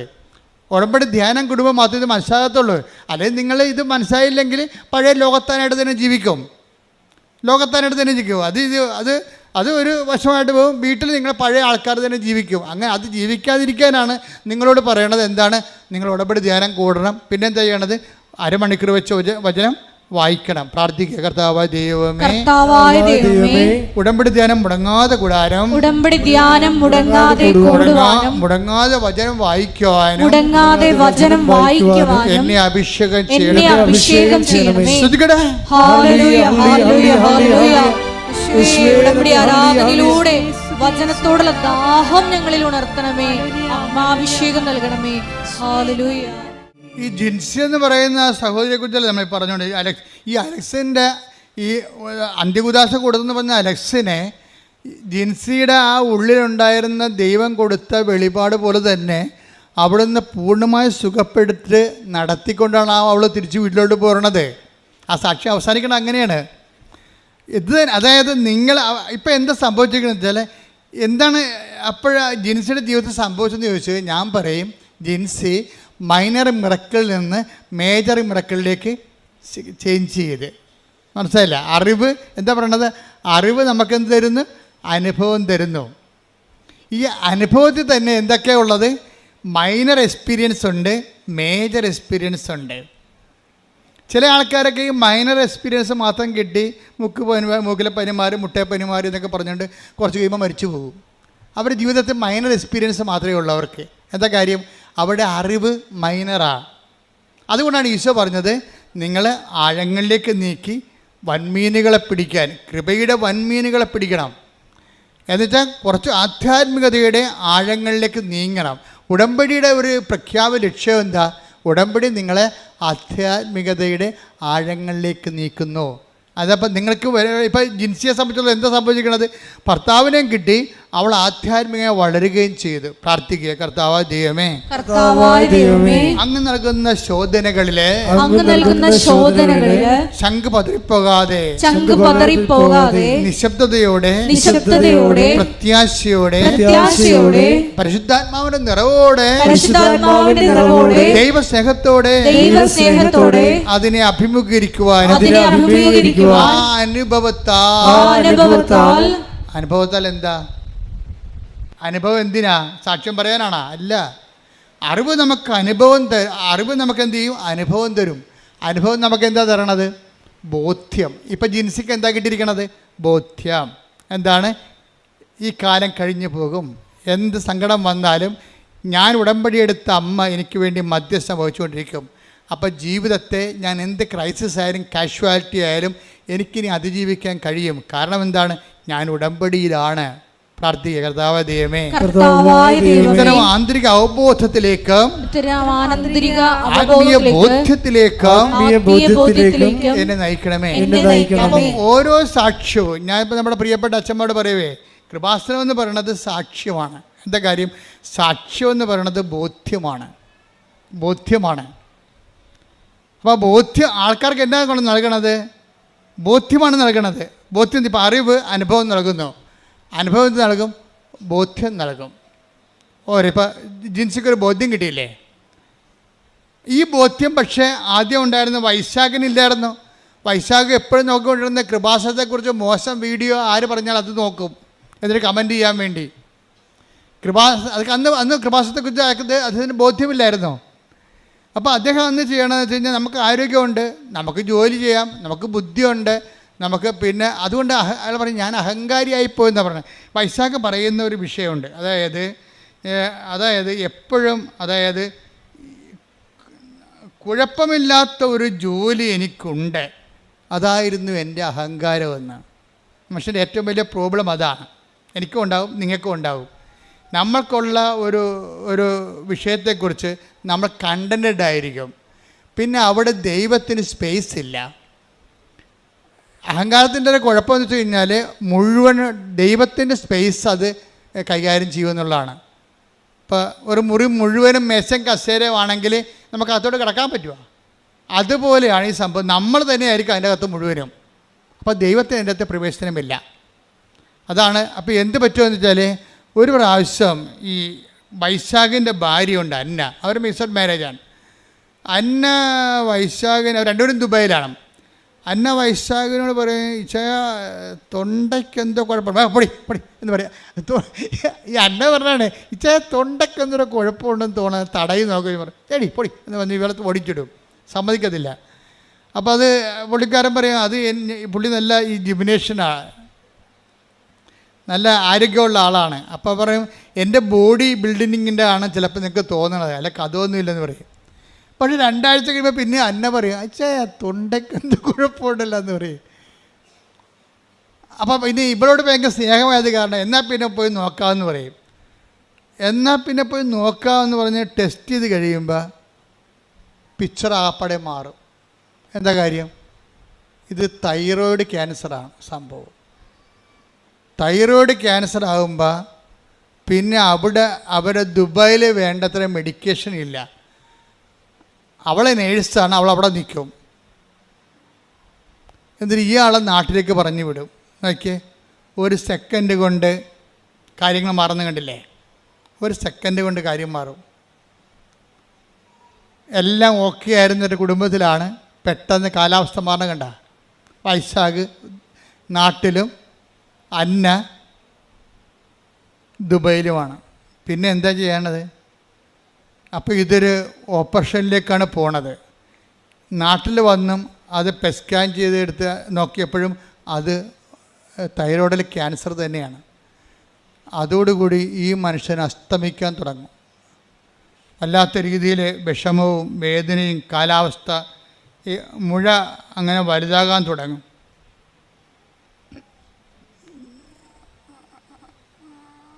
അതോടുകൂടി തൻ്റെ കയ്യിൽ നിന്ന് ജീവിതം വിട്ടുപോകണമെന്ന് കണ്ടപ്പോൾ പിന്നെ എന്താണ്, താൻ പണ്ട് ട്രോള് വായിച്ച് കമൻറ്റ് ചെയ്ത ആ സ്ഥലത്തേക്ക് ഈ മനുഷ്യൻ തിരിച്ചു വരും. ആൾ തിരിച്ചു വന്ന് കണ്ടില്ലേ? കാര്യം അവസാനത്തെ അഭയം. അപ്പോൾ എനിക്ക് മനസ്സിലായി കൃപാസനത്തിൽ വരാം. പണ്ട് ഭാര്യയുമായിട്ട് ഒന്ന് വന്നതാണ്. അന്ന് ഭാര്യനെ കൊണ്ടൊക്കെ എടുപ്പിച്ചിട്ട് ഇവിടെ വന്ന ആൾക്കാരെ എണ്ണിക്കൊണ്ടിരിക്കുകയാണ്. ഏതെല്ലാം തരത്തിൽ വൈശാഖ് ചെയ്തുകൊണ്ടിരുന്ന പരിപാടി. ഇവിടെ വന്ന ആൾക്കാരൊക്കെ നോക്കും എന്തെല്ലാം തരത്തിലുള്ള ആൾക്കാരിവിടെ വരുന്നത്. ആൾക്കാരുടെ എണ്ണം കാണുമ്പോൾ കുറേ കാശ് അച്ഛൻ ഉണ്ടാക്കുന്നുണ്ടല്ല. ഇതൊക്കെ ചിന്തിച്ചിട്ടാണ് പുള്ളി അവിടെ നിന്നത്. ഇതെല്ലാം ചിന്തിച്ചിട്ടാണ്. നമുക്കറിയാമല്ലേ, അത് കൃപാസനത്തിന് എന്തെങ്കിലും ഉണ്ടെങ്കിൽ അതെല്ലാം മാതാവിൻ്റെ നാളെ കാലങ്ങളിലുള്ള തീർത്ഥാടനത്തിൻ്റെ സൗകര്യത്തിന് വേണ്ടി എല്ലാം നമ്മൾ ക്രമീകരിച്ചുകൊണ്ടിരിക്കുകയാണ്. ആർക്കും ഒന്നും ചെയ്യാൻ പറ്റത്തില്ല. എന്നാലും മനുഷ്യൻ ചിന്തിക്കുന്ന ചിന്ത കണ്ടില്ലേ? ദേവാലയത്തിൽ വന്നിട്ടും ചിന്തിക്കുന്നതിനെക്കുറിച്ച് ഭൗതിക ചിന്തയാണ് വരണത്, ആധ്യാത്മിക ചിന്തയല്ല. ഈ കുരങ്ങനെ കൊണ്ട് ചൂടുപായസം കുഴപ്പിച്ചിട്ടുണ്ടെങ്കിൽ പറഞ്ഞാൽ ഭാര്യനെ കൊണ്ട് ഉടമ്പടി എടുത്തിട്ട് ഭർത്താവ് ലോകകാര്യങ്ങൾ പറഞ്ഞുകൊണ്ട് ഇവിടെ ഇരിക്കുകയാണ് ഇതിൻ്റെ അകത്ത്. ഇനിയിപ്പോൾ തട്ടിപ്പായിരിക്കുമോ ഇനി? അതൊക്കെയാണ് പുള്ളി ചിന്തിക്കണത്. പക്ഷേ ഇത് എടുത്തു കഴിഞ്ഞ് പോയതിന് ശേഷമാണ് പിന്നീട് പുള്ളിക്കാരന് ഈ ഡെവലപ്മെൻറ്റ്സ് ഉണ്ടാകണത്. അതോടുകൂടി പുള്ളി വല്ലാത്തൊരവസ്ഥയിലാകും. അതിനുശേഷം 2 പേരും അങ്ങനെ ഉടമ്പടി എടുക്കും. ഉടമ്പടി എടുക്കുമ്പോൾ വൈശാഖ് പറയണത്, എനിക്ക് ലൈഫ് തരണമെങ്കിൽ, തിരിച്ചു തരികയാണെങ്കിൽ ഞാൻ നിത്യതയെ ലക്ഷ്യമാക്കി ജീവിക്കുമെന്നാണ്. എന്ന് ഉടമ്പടി തുടരും. അതായത് എതിർത്ത് നിൽക്കുന്നവരെ ദൈവാനുഭവം പ്രാപിച്ചാൽ അവർക്ക് കിട്ടുന്ന ബോധ്യമെന്ന് പറയണത് വല്ലാത്ത ബോധ്യമായിരിക്കും. ഇത് അമ്മയുമായിട്ട് ഇയാൾ ഒരു ഡിസ്കഷനിൽ, അമ്മ എനിക്കൊരു ലൈഫ് തിരിച്ചു തരികയാണെങ്കിൽ ഞാൻ പിന്നെ നിത്യമായിട്ട് ഉടമ്പടി ജീവിക്കും, നിത്യതയ്ക്ക് വേണ്ടി ജീവിക്കും എന്നൊക്കെ ഈ മനുഷ്യൻ എല്ലാം തകർന്ന് ദൈവത്തോട് പറയും. അതുപോലെ തന്നെ പിന്നെ ഞാൻ മുമ്പ് നിങ്ങളോട് പറഞ്ഞില്ലേ, ഉടമ്പടി ഇങ്ങനെ വെറുതെ ചെയ്യുക മാത്രമല്ല, വൈശാഖിൻ്റെ മുമ്പിൽ അദ്ദേഹത്തിന് കുറേ കാശൊക്കെ ചിലവായല്ലോ, ഓപ്പറേഷനൊക്കെ നടന്ന്. അപ്പോൾ കുറേ കാശ് ചിലവായി. ഇവർ സാമ്പത്തികമായിട്ട് തകർന്നുപോയി. അപ്പോൾ ഇതിൽ നിന്ന് റിലീവ്ഡ് ആകുകയും അതേസമയം തന്നെ സാമ്പത്തികമായിട്ട് ഇയാൾ തകർന്നു പോവുകയും ചെയ്യും. കാര്യം ലക്ഷക്കണക്കിന് രൂപ പോയില്ലേ. ജോലിക്ക് പോയിട്ടും കുറേ നാളായി. ഭാര്യ മാത്രമേ ജോലിക്ക് പോകാനുള്ളൂ. കടം അതിനേക്കാൾ ഇരട്ടിയായി. ഇരട്ടിയായി വന്നപ്പോൾ ഒരു ദിവസം ഇയാൾ ദുബായിലെ സ്ട്രീറ്റിലൂടെ വരുമ്പോൾ ഒരു ധർമ്മക്കാരൻ ഇയാളുടെ മേലെ കൈ നീട്ടിയപ്പോൾ എന്നാ പറ്റിയെന്നറിയാമോ? ഇവർ ഭയങ്കര സാമ്പത്തികമായിട്ട് പാപ്പരായ മനുഷ്യരായിപ്പോയി. കുറേ ചിലവൊക്കെ വന്ന് ഒന്നുമില്ലാതായി. അപ്പോൾ അങ്ങനെ വന്നപ്പോഴേ ഈ മനുഷ്യൻ്റെ പോക്കറ്റിൽ ധർമ്മക്കാരനെ കണ്ടപ്പോഴേ ഈ ഉടമ്പടിക്കുള്ളൊരു ഗുണവതാണ്. ഉടമ്പടി നിങ്ങളെ എപ്പോഴും മറ്റുള്ളവരെ കരുതാൻ പറയും. അപ്പം അങ്ങനെ ഉടമ്പടിയുടെ കൾച്ചർ ബേസിൽ പുള്ളിക്ക് മറ്റുള്ളവരെ കരുതാനുള്ള ഒരു പ്രത്യേക മോട്ടിവേഷൻ ഉടമ്പടിയിലൂടെ കിട്ടിയിട്ടുണ്ട്. അപ്പോൾ അത് അദ്ദേഹത്തിന് മനസ്സിലുണ്ട്. അപ്പോൾ ഈ ധർമ്മക്കാരൻ ഇയാളുടെ മുമ്പിൽ കൈ നീട്ടിയപ്പോൾ ഇയാൾക്ക് ആണെങ്കിൽ അന്ന് അത്താഴത്തിനും എത്രയോ രണ്ടുപേർക്കും ജോലി ഉണ്ടായിരുന്നതാണേ. ഇപ്പോൾ ഈ ഒരു പ്രത്യേകത്തിൽ പൈസ എല്ലാം പോയി. അപ്പോഴേ ഇയാൾ ഈ ധർമ്മക്കാരൻ കൈ നീട്ടുമ്പോൾ ഭാര്യയെ വിളിച്ച്, അത് അന്ന് അവളോട് ഭാര്യയെ വിളിച്ച് ചോദിക്കും, എടി അത്താഴത്തിന് എന്നാണെന്ന് ചോദിക്കും. എന്ന് വെച്ച് കഴിഞ്ഞാൽ അത്താഴത്തിനുള്ള കാശാണ് ഈ പുകയിൽ കിടക്കണത്. വല്ല ഹോട്ടലിൽ നിന്ന് വല്ലതും വാങ്ങിച്ചുകൊണ്ട് വീട്ടിൽ പോകണം. അതിൻ്റെ ഉദ്ദേശത്തിലാണ് പുള്ളി നടന്ന് വരണത്. അപ്പോൾ അതിൻ്റെ അത് 10 ദിർഹംസ് ഉണ്ട്. തട്ടി വിളിച്ച് 220 രൂപ പുള്ളിയുടെ പുകയിൽ കിടപ്പുണ്ട്.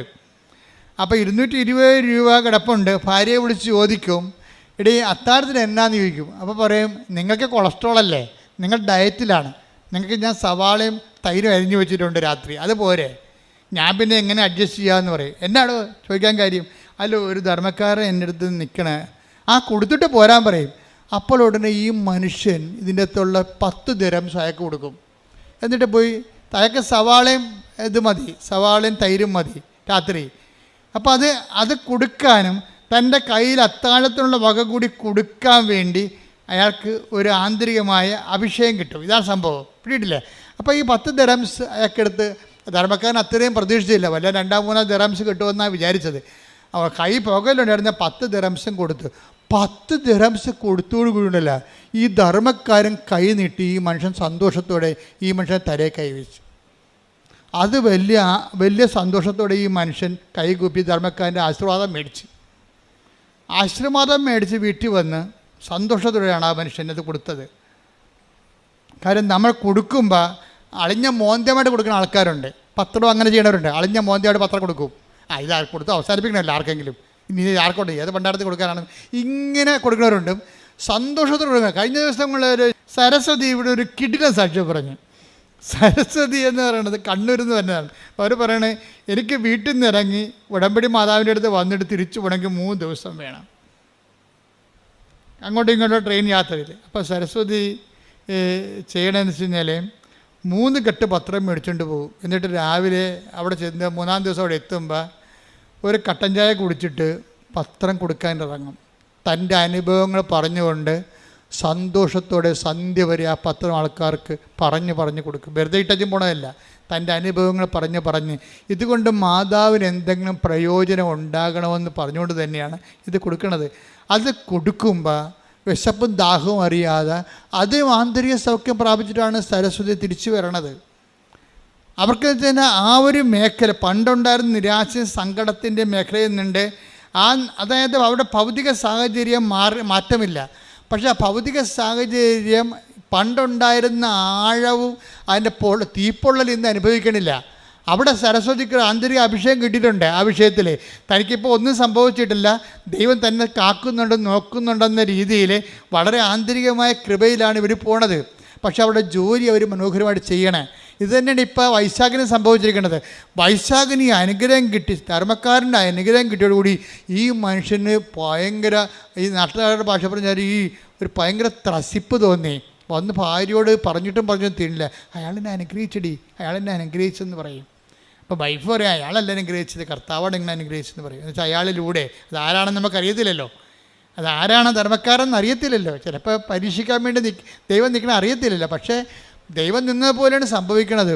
പെട്ടെന്ന് പിറ്റേ ദിവസം കമ്പനിയിൽ നിന്ന് വിളിച്ചിട്ട്, വൈശാഖെ നിങ്ങൾ തിരിച്ച് റീജോയിൻ ചെയ്യണില്ലേ, നിങ്ങൾക്ക് എത്ര രൂപ ചിലവായി, നിങ്ങളുടെ ഇൻഷുറൻസ് ശരിയായില്ലെന്നാണ് കമ്പനിയിൽ നിന്ന് കേൾക്കണത്, കമ്പനി പറയണത്. അപ്പോൾ സാറേ ശരിയായിട്ടില്ല, കാശെല്ലാം പോയി, വേറെ എടുത്ത കാശെല്ലാം പോയി, എല്ലാം ആശുപത്രിയിൽ പോയി, ഇൻഷുറൻസ് ശരിയായിട്ടില്ല, താൻ കുഴപ്പമില്ല ഇങ്ങോട്ട് പോരാൻ മതി. നാളെ തൻ്റെ അക്കൗണ്ടിലേക്ക് ഇപ്പം ഞങ്ങൾ 10 ലക്ഷം ദിർഹംസ് വിടുന്നുണ്ടെന്ന്. ഒന്ന് ചിന്തിച്ച് നോക്കി. അയാള് ആ 10 ലക്ഷം ദിർഹംസ് 10 ദിർഹംസിനും കൊടുക്കണമല്ലോ. അപ്പം ഞാനെങ്ങനെ ഓർത്തെന്നറിയാവോ, ഈ കർത്താവിൻ്റെ വചനം, ആ വചനത്തിൽ നമ്മൾ സന്തോഷത്തോടെ അത് കൈമാറി കഴിയുമ്പോൾ ദൈവം വാഗ്ദാനങ്ങൾ പാലിക്കും ആരോടായാലും. അത് വൈശാഖമായാലും ശരി, അതുപോലെ തന്നെ എക്സോർബൈ ആരാണ് ദൈവത്തോട് സന്തോഷത്തോടെ വചനം പാലിക്കേണ്ടത്? അങ്ങനെ ഒരു വചനമുണ്ട് കേട്ടോ, ലുക്ക 6:38. അതെ, കൊടുക്കുവിൻ നിങ്ങൾക്കും കിട്ടും, പറഞ്ഞ കൊടുക്കുവിൻ നിങ്ങൾക്ക് ലഭിക്കും, അമർത്തിക്കുലുക്കി അമർത്തിക്കുലുക്കി നിറച്ചളന്ന് അവർ നിങ്ങളുടെ മടിയിൽ ഇട്ടുതരും. അതാണ് ആരാണ് തന്നത്? അവനാണ്. ആര്? ദൈവം. ആരുടെ വചനമാണ്? ഇതെല്ലാം വാഗ്ദാനമാണ്. കിട്ടും, കൊടുക്കും, ലഭിക്കും എന്നൊക്കെ പറയുന്നത് എല്ലാം പ്രോമിസാണ്. ഉടമ്പടി വർക്കൗട്ട് ചെയ്യണത് 8870 പ്രോമിസിലാണ് വർക്ക് ചെയ്യണത്. ഞാൻ കോവിഡ് പിടിച്ച് 2 മാസത്തോളം 1.5 മാസത്തോളം, എനിക്ക് 2 പ്രാവശ്യം കോവിഡ് പിടിച്ചു കേട്ടോ. നിങ്ങൾ അറിഞ്ഞോ? നിങ്ങൾ അറിഞ്ഞില്ലല്ലോ അല്ലേ? 2 പ്രാവശ്യം എനിക്ക് കോവിഡ് പിടിച്ച്. എന്താ? ആരാ കോവിഡ് തന്നത്? നിങ്ങളല്ലേ തന്നത്. ഞാൻ ഇവിടെ നിൽക്കുമ്പോൾ എനിക്ക് കിട്ടിയല്ലേ, ഞാൻ പുറത്ത് പോകണില്ലല്ല. പക്ഷേ എന്താ പ്രശ്നം എന്ന് വെച്ച് കഴിഞ്ഞാൽ കോവിഡ് കാലത്തും ഞാൻ ഇവിടെ തന്നെ ഉണ്ടായിരുന്നു, ജനങ്ങളുടെ വിഷയങ്ങൾ കേട്ടോണ്ട് തന്നെ. അപ്പോൾ ഒത്തിരി പേര് വരുമ്പോൾ ആരെങ്കിലും കയറി കയ്യെ പിടിക്കുക അല്ലെങ്കിൽ അടുത്ത് നിൽക്കുക തുമ്മുക ചെയ്യുമ്പോൾ അത് കിട്ടും. അതാണ് 2 പ്രാവശ്യം കിട്ടിയത്. അപ്പോൾ ആദ്യത്തെ പ്രാവശ്യം കിട്ടിയപ്പോൾ 1.5 മാസം ഞാൻ കിടന്നുപോയി. കാര്യം 1.5 മാസം ഞാനും വിജയകുമാർ മാത്രം എൻ്റെ കയ്യിലും ഉണ്ട്. അപ്പോൾ ഞാനിങ്ങനെ അദ്ദേഹത്തിൻ്റെ ഹോട്ടലിൽ കിടക്കുകയാണ് ഒറ്റയ്ക്ക്. അപ്പോൾ എന്നെ നോക്കിയത് മുഴുവനും നാഫർ എന്ന് പറഞ്ഞൊരു മുസ്ലിം സഹോദരനാണ്. അയാളാണെങ്കിൽ എൻ്റെ പൾസും എൻ്റെ ശ്വാസവും നോക്കാൻ വേണ്ടി വട്ടം കിടക്കുകയാണ് അവിടെ. കഴിഞ്ഞ ദിവസം ഇവിടെ വന്നിട്ടുണ്ടായിരുന്നു, എനിക്ക് ഭയങ്കര ഇഷ്ടപ്പെട്ട അയാളെ കണ്ടപ്പോൾ. ഇവിടെ വന്നിട്ടുണ്ടായിരുന്നു എന്നെ കാണാൻ വേണ്ടി. അന്ന് 1.5 മാസം രാത്രി എനിക്ക് എന്തെങ്കിലും സംഭവിക്കുക, ശ്വാസം കിട്ടാത്ത ദിവസങ്ങളായിരുന്നു അത്. അപ്പോൾ എൻ്റെ മേലിൽ ജവമാല ഉണ്ടായിരുന്നു. അപ്പോൾ ഈ നാഫർ അടുത്ത് കിടക്കുകയാണ് വട്ടം. എന്നിട്ട് ഞാൻ എന്തെങ്കിലും ഒരു പന്തികേട് കണ്ട അപ്പോൾ പുള്ളിക്ക് അകത്തോട്ട് വരാൻ വേണ്ടി പുള്ളി പുറത്ത് കിടക്കുകയാണ്. അപ്പോൾ ഞാൻ ഓർക്കണേ, ഞാൻ എൻ്റെ ജീവിതത്തിൽ ഒരിക്കലും കാണാത്തൊരു മനുഷ്യനാണ്. ഈ ഒരു കാലഘട്ടത്തിൽ എൻ്റെ ബന്ധുക്കളല്ല, സ്വന്തപ്പെട്ടുള്ള സഹപ്രവർത്തകരല്ല, ആരുമല്ല. ഇത് നിങ്ങൾ ഓർക്കണം. എന്താ പ്രശ്നം എന്ന് വെച്ച് കഴിഞ്ഞാൽ, നിങ്ങൾ ഓരോരുത്തരെയും താങ്ങണതും തലോടണമെല്ലാം നാളെ നിങ്ങൾക്ക് അവർ പ്രയോജനപ്പെടുമെന്നുള്ള ഉദ്ദേശത്തിലാണ്. പക്ഷെ നിങ്ങൾ താങ്ങണതും തലോടേണ്ടതും ദൈവത്തെ മാത്രമാണ്. എവിടെയെങ്കിലും നിങ്ങൾക്ക് അറ്റാച്ച്മെൻ്റ് ഉണ്ടെങ്കിൽ ആ അറ്റാച്ച്മെൻറ്റ് വെച്ചായിരിക്കും നിങ്ങൾക്ക് പണി കിട്ടാൻ പോണത്. പക്ഷേ ദൈവത്തോട് മാത്രം അറ്റാച്ച്മെൻ്റ് ഉണ്ടെങ്കിൽ നമ്മളുടെ യഥാർത്ഥ സമയത്ത് ദൈവമാണ് ആളെ ദൂത വിടണത്. ഞാൻ നിനക്ക് മുമ്പേ എൻ്റെ ദൂതനെ അയക്കും. ശ്രുതികട ഹല്ലേലൂയ. Take the word of God. ഹല്ലേലൂയ ഹല്ലേലൂയ ഹല്ലേലൂയ ഹല്ലേലൂയ ഹല്ലേലൂയ. യേശുവേ സ്തുതി. ഹല്ലേലൂയ ഹല്ലേലൂയ ഹല്ലേലൂയ. യേശുവേ സ്തുതി. ഹല്ലേലൂയ ഹല്ലേലൂയ ഹല്ലേലൂയ ഹല്ലേലൂയ. പുറപ്പാട് 23:20. പുറപ്പാട് 23:20. ഇതാ പറഞ്ഞേ. ഇതാ ഒരു ദൂതനെ നിനക്ക് മുൻപേ ഞാൻ അയക്കുന്നു. അവൻ നിന്റെ വഴിയിൽ നിന്നെ കാത്തുകൊള്ളും. ഞാൻ. അപ്പൊ ഈ നാഫർ ആരാണ് എൻ്റെ ഇരിക്കണേ? അവൻ്റെ ദൂതനാ. ഞാൻ നിനക്ക് മുമ്പേ എൻ്റെ ദൂതനെ അയക്കും എന്നാണ് പറഞ്ഞിരിക്കുന്നത്. ഞാൻ എൻ്റെ ദൂതനെ അയക്കും. എപ്പോഴും നമ്മളെ സംബന്ധിച്ചിടത്തോളം അവനെന്ത് ചെയ്യും? അവൻ നിന്റെ വഴികളിൽ പറഞ്ഞേ നിന്നെ കാത്തുകൊള്ളും. അപ്പം നമ്മുടെ കാവൽ ഏർപ്പെടുത്തിയിരിക്കുന്നത് നമ്മുടെ ബന്ധുക്കളെ സ്വന്തപ്പെട്ടവരൊന്നും അല്ല. ആരെയാണ്? ദൈവത്തെയാണ്. അവൻ്റെ ദൂതനാണ്. അതായത് ഞാൻ എന്തിനാ ഇപ്പം നിങ്ങളോട് ഇങ്ങനെ പറഞ്ഞു വെച്ച് കഴിഞ്ഞാൽ, നിങ്ങളുടെ ടൈം നിങ്ങൾ മാനേജ് ചെയ്യണം. ചില ആൾക്കാർ മക്കളെ എന്ന് പറഞ്ഞ് മരിക്കാൻ നടക്കുകയാണ്. ചില അമ്മമാർ അവനോട് ഇപ്പം നിങ്ങൾ ദുബായിലോ റോമിലേക്കുള്ള മക്കളെ നിങ്ങൾ വിളിക്കും, എന്നിട്ട് കഴിച്ചാടാ കുടിച്ചാടാ കുളിച്ചാടാ എന്നൊക്കെ ചോദിക്കും. പ്രാർത്ഥിച്ചാടാന്ന് ഒരിക്കലും ചോദിക്കത്തില്ല ഈ പന്നി. അതാ പ്രശ്നം. എന്താ പ്രശ്നം? ഈ ജീവിതത്തിൽ അവർ ബേസിക്കായിട്ട് അമ്മയാണെങ്കിലും ലോകത്താൻ ജീവിയാണ്. അത് കാരണം അവളുടെ ആധ്യാത്മികതയെക്കുറിച്ച് അവർക്ക് കൺസെപ്റ്റ് ഇല്ല. എന്താ കാര്യം? ഇതിനാണ് ഈ അറ്റാച്ച്മെൻ്റ് എന്ന് പറയുന്നത്. ദൈവത്തെ മാറ്റി നിർത്തിക്കൊണ്ടുള്ള ബന്ധങ്ങളുടെ പരിപോഷണങ്ങളും ഒരു പക്ഷേ നാളെ നിങ്ങൾക്ക് ഒരു മൈനറായിട്ടുള്ള ഒരു കൺസോലേഷനിലൂടെ പോകത്തുള്ളൂ. ദൈവത്തെ മേജർ മിറക്കിൾസിനെ കുറിച്ചാണ് ഞാൻ സംസാരിക്കുന്നത്. മേജർ മിറക്കിൾസ് എന്ന് പറഞ്ഞാൽ ഞാനെന്താ 12 കൊല്ലം ഈ വിജയകുമാറിൻ്റെ ഹോട്ടൽ വിൽക്കാൻ വേണ്ടി ഞങ്ങൾ ഒരുമിച്ച് പ്രാർത്ഥിച്ച 12 കൊല്ലം. കാര്യം ഇത് മുഴുവൻ റിലയൻസിൻ്റെ ലോൺ എടുത്തിട്ട് ചെയ്യണതാണ്. ആ റിലയൻസിൻ്റെ ലോണെന്ന് പറയുമ്പോൾ അതിൻ്റെ പണ്ടാര പലിശ കയറിയിട്ട് കോടികളുടെ കടത്തിൽ വിജയകുമാർ മുങ്ങുകയാണ്. ആരോടും പറയിക്കാതെ പുതിയ ലോൺ എടുത്ത് കൂടിക്കൊണ്ടിരിക്കുകയാണ്. ഇവിടെ വളരെ മിടുക്കനായിട്ട് വരും, സിമ്പിളായിട്ട് പോകും. പക്ഷേ ഞങ്ങൾക്ക് മാത്രമേ രണ്ടുപേർക്കും രഹസ്യങ്ങൾ അറിയാൻ പാടുള്ളൂ. അപ്പം ഞാൻ ഒരു ദിവസം എത്ര പ്രാർത്ഥിച്ചിട്ടും ഈ ഹോട്ടൽ വിൽക്കണില്ല. ഹോട്ടൽ വിൽക്കാനല്ല, വേറെ ഒന്നും വിൽക്കാൻ അവിടെ ഇല്ല താനും. സ്ഥലങ്ങളൊക്കെ ഉണ്ട്, അത് വലിയ സ്ഥലങ്ങളാണ് കിടക്കുന്നത്, അതൊന്നും വിറ്റ് പോകണില്ല. എല്ലാം റിയൽ എസ്റ്റേറ്റ് പ്രോബ്ലത്തിൽ കിടക്കുകയാണ്. പല സ്ഥലങ്ങൾക്കും പല പ്രശ്നങ്ങളാണ് കിടക്കുന്നത്, റവന്യൂ പ്രോബ്ലംസ്. അപ്പോൾ വിജയകുമാർ അങ്ങനെ ഒരു വല്ലാത്തൊരു സീറോ ലെവലിലേക്ക് വരികയാണ്. അപ്പോഴാണ് എനിക്ക് കോവിഡ് വന്നത്. അപ്പം ഞാൻ അപ്പം തന്നെ സാറിനെ വിളിച്ചിട്ട് പറഞ്ഞു, സാറേ എനിക്ക് കോവിഡാണ്, ഞാൻ അങ്ങോട്ട് വരികയാണെന്ന് പറഞ്ഞു. ഓക്കെ അച്ഛൻ കമ്മെന്ന് പറഞ്ഞു, നമുക്ക് ഉടനെ എളുപ്പം വരാൻ പറഞ്ഞു. അപ്പം ഞാൻ അവിടെ ചെന്നിട്ട് പിന്നെ എന്താ ചെയ്തിരിക്കണത്, എനിക്ക് കോവിഡാണെങ്കിലും എന്നെ സംബന്ധിച്ചിടത്തോളം ഞാൻ ആ കോവിഡ് ആശുപത്രി, കോവിഡ് രോഗികളുടെ പോലെ അവിടുത്തെ ഒരു കോയമ്പത്തൂർ ആശുപത്രി കിടക്കണം, ചാർത്തിൽ കിടക്കണം. ഒരു ചാർത്താണ് ഉണ്ടായിരുന്നത്. കാര്യം കോവിഡുകാരെ എല്ലാം അവരെല്ലാം കൂട്ടിയിട്ടിരിക്കണം. അവിടെ കുറേ കോവിഡ്, അന്നത്തെ കാലത്ത് ഭയങ്കര കഷ്ടപ്പാടായിരുന്നു. കോവിഡുകാരെല്ലാം കൂട്ടിയിട്ടിരിക്കുകയാണ്. അതിൻ്റെ കൂട്ടത്തിൽ ഞാൻ കിടക്കുകയാണ്. അപ്പോൾ ഞാൻ കിടന്നതിന് ശേഷം എനിക്ക് രാത്രിയാണ് അവിടെ പോയി അഡ്മിറ്റ് ചെയ്യണത്. പക്ഷേ എന്താ പ്രശ്നമുണ്ടെങ്കിലും ഞാൻ ഈ ആന്തരിക അഭിഷേകം നിങ്ങളോട് എന്താ പറയാൻ കാരണം, ഇത്രയും ഇഷ്യൂസിലാണ് നിൽക്കണത്. ചില കോവിഡുകാർ മരിക്കുന്നുണ്ട്, പക്ഷേ എൻ്റെ ഉള്ളിൽ എനിക്കൊരു പ്രശ്നവുമില്ല. അതിനാണ് ആന്തരിക അഭിഷേകം എന്ന് പറയുന്നത്. അതായത് ഞാൻ റിലീവ്ഡ് ആകുമെന്നും എനിക്ക് I am so live and so happy as if I am not affected by COVID. അതായത് ഇത് സംഭവിക്കാത്ത പോലെ ഞാൻ കോവിഡ് അഫക്റ്റഡ് അല്ലാത്തതുപോലെ ഞാൻ ഹാപ്പിയാണ്. രാത്രി പിന്നെ വ്യത്യാസം 3 മണിയായപ്പോൾ എന്നെ മുറിയിലോട്ട് മാറ്റിയിട്ട് 36 മണിക്കൂർ കഴിഞ്ഞപ്പോൾ എന്നെ വീണ്ടും ഹോട്ടലിലോട്ട് മാറ്റി. അപ്പോൾ ഈ സമയങ്ങളെല്ലാം എൻ്റെ കൂടെ ജപമാല ഇരിക്കണം. അതിൻ്റെ നിങ്ങൾക്ക് അഭിഷേകം, പ്രാർത്ഥനയിൽ അഭിഷേകം വേണമെങ്കിൽ നിങ്ങൾ ജപമാലയിൽ അഭിഷേകം മേടിക്കേണ്ടത്. അതിൻ്റെ കാരണം വെച്ച് കഴിഞ്ഞാൽ ഏത് കാട്ടിലും ഏത് കോവിഡിലും കിടന്നുകൊണ്ട് നിങ്ങൾക്കത് പ്രാർത്ഥിക്കാൻ പറ്റും. ഇത്തിരി ഓർമ്മ മതി. എന്താണ് ജപമാലയ്ക്ക് വേണ്ടിയുള്ള ഇൻവെസ്റ്റ്മെൻ്റ് എന്ന് പറഞ്ഞു കഴിഞ്ഞാൽ ഒരു പൊടിക്ക് ഓർമ്മ, അത്രയേ ഉള്ളൂ. ജപമാല ചെല്ലാൻ നിങ്ങൾക്ക് എന്ത് വേണമെന്ന് വെച്ച് കഴിഞ്ഞാൽ ഒരു പൊടിക്ക് ഓർമ്മ മതി. എനിക്ക് ഓർമ്മയുണ്ട്, ഞാൻ മരിച്ചിട്ടില്ല എന്നുള്ളൊരു ബോധം മതി നിനക്ക് ഒരു ജപമാല ആക്ടിവേറ്റ് ആകാൻ. അപ്പോൾ ഞാൻ ഈ ജപമാല എഴുതിക്കൊണ്ടിരിക്കുകയാണ്. 1 മണിക്കോ ഒരു ദിവസം 10 40 ജപമാല ചെല്ലും. കിടക്കാനല്ല, ചുമയുള്ള കാരണം ഇങ്ങനെ കിടക്കാൻ പറ്റും, ഇങ്ങനെ താങ്ങിയിരിക്കുകയല്ലേ. അപ്പോൾ എന്നിട്ട് ജപമാല ചെല്ലുകയാണ്.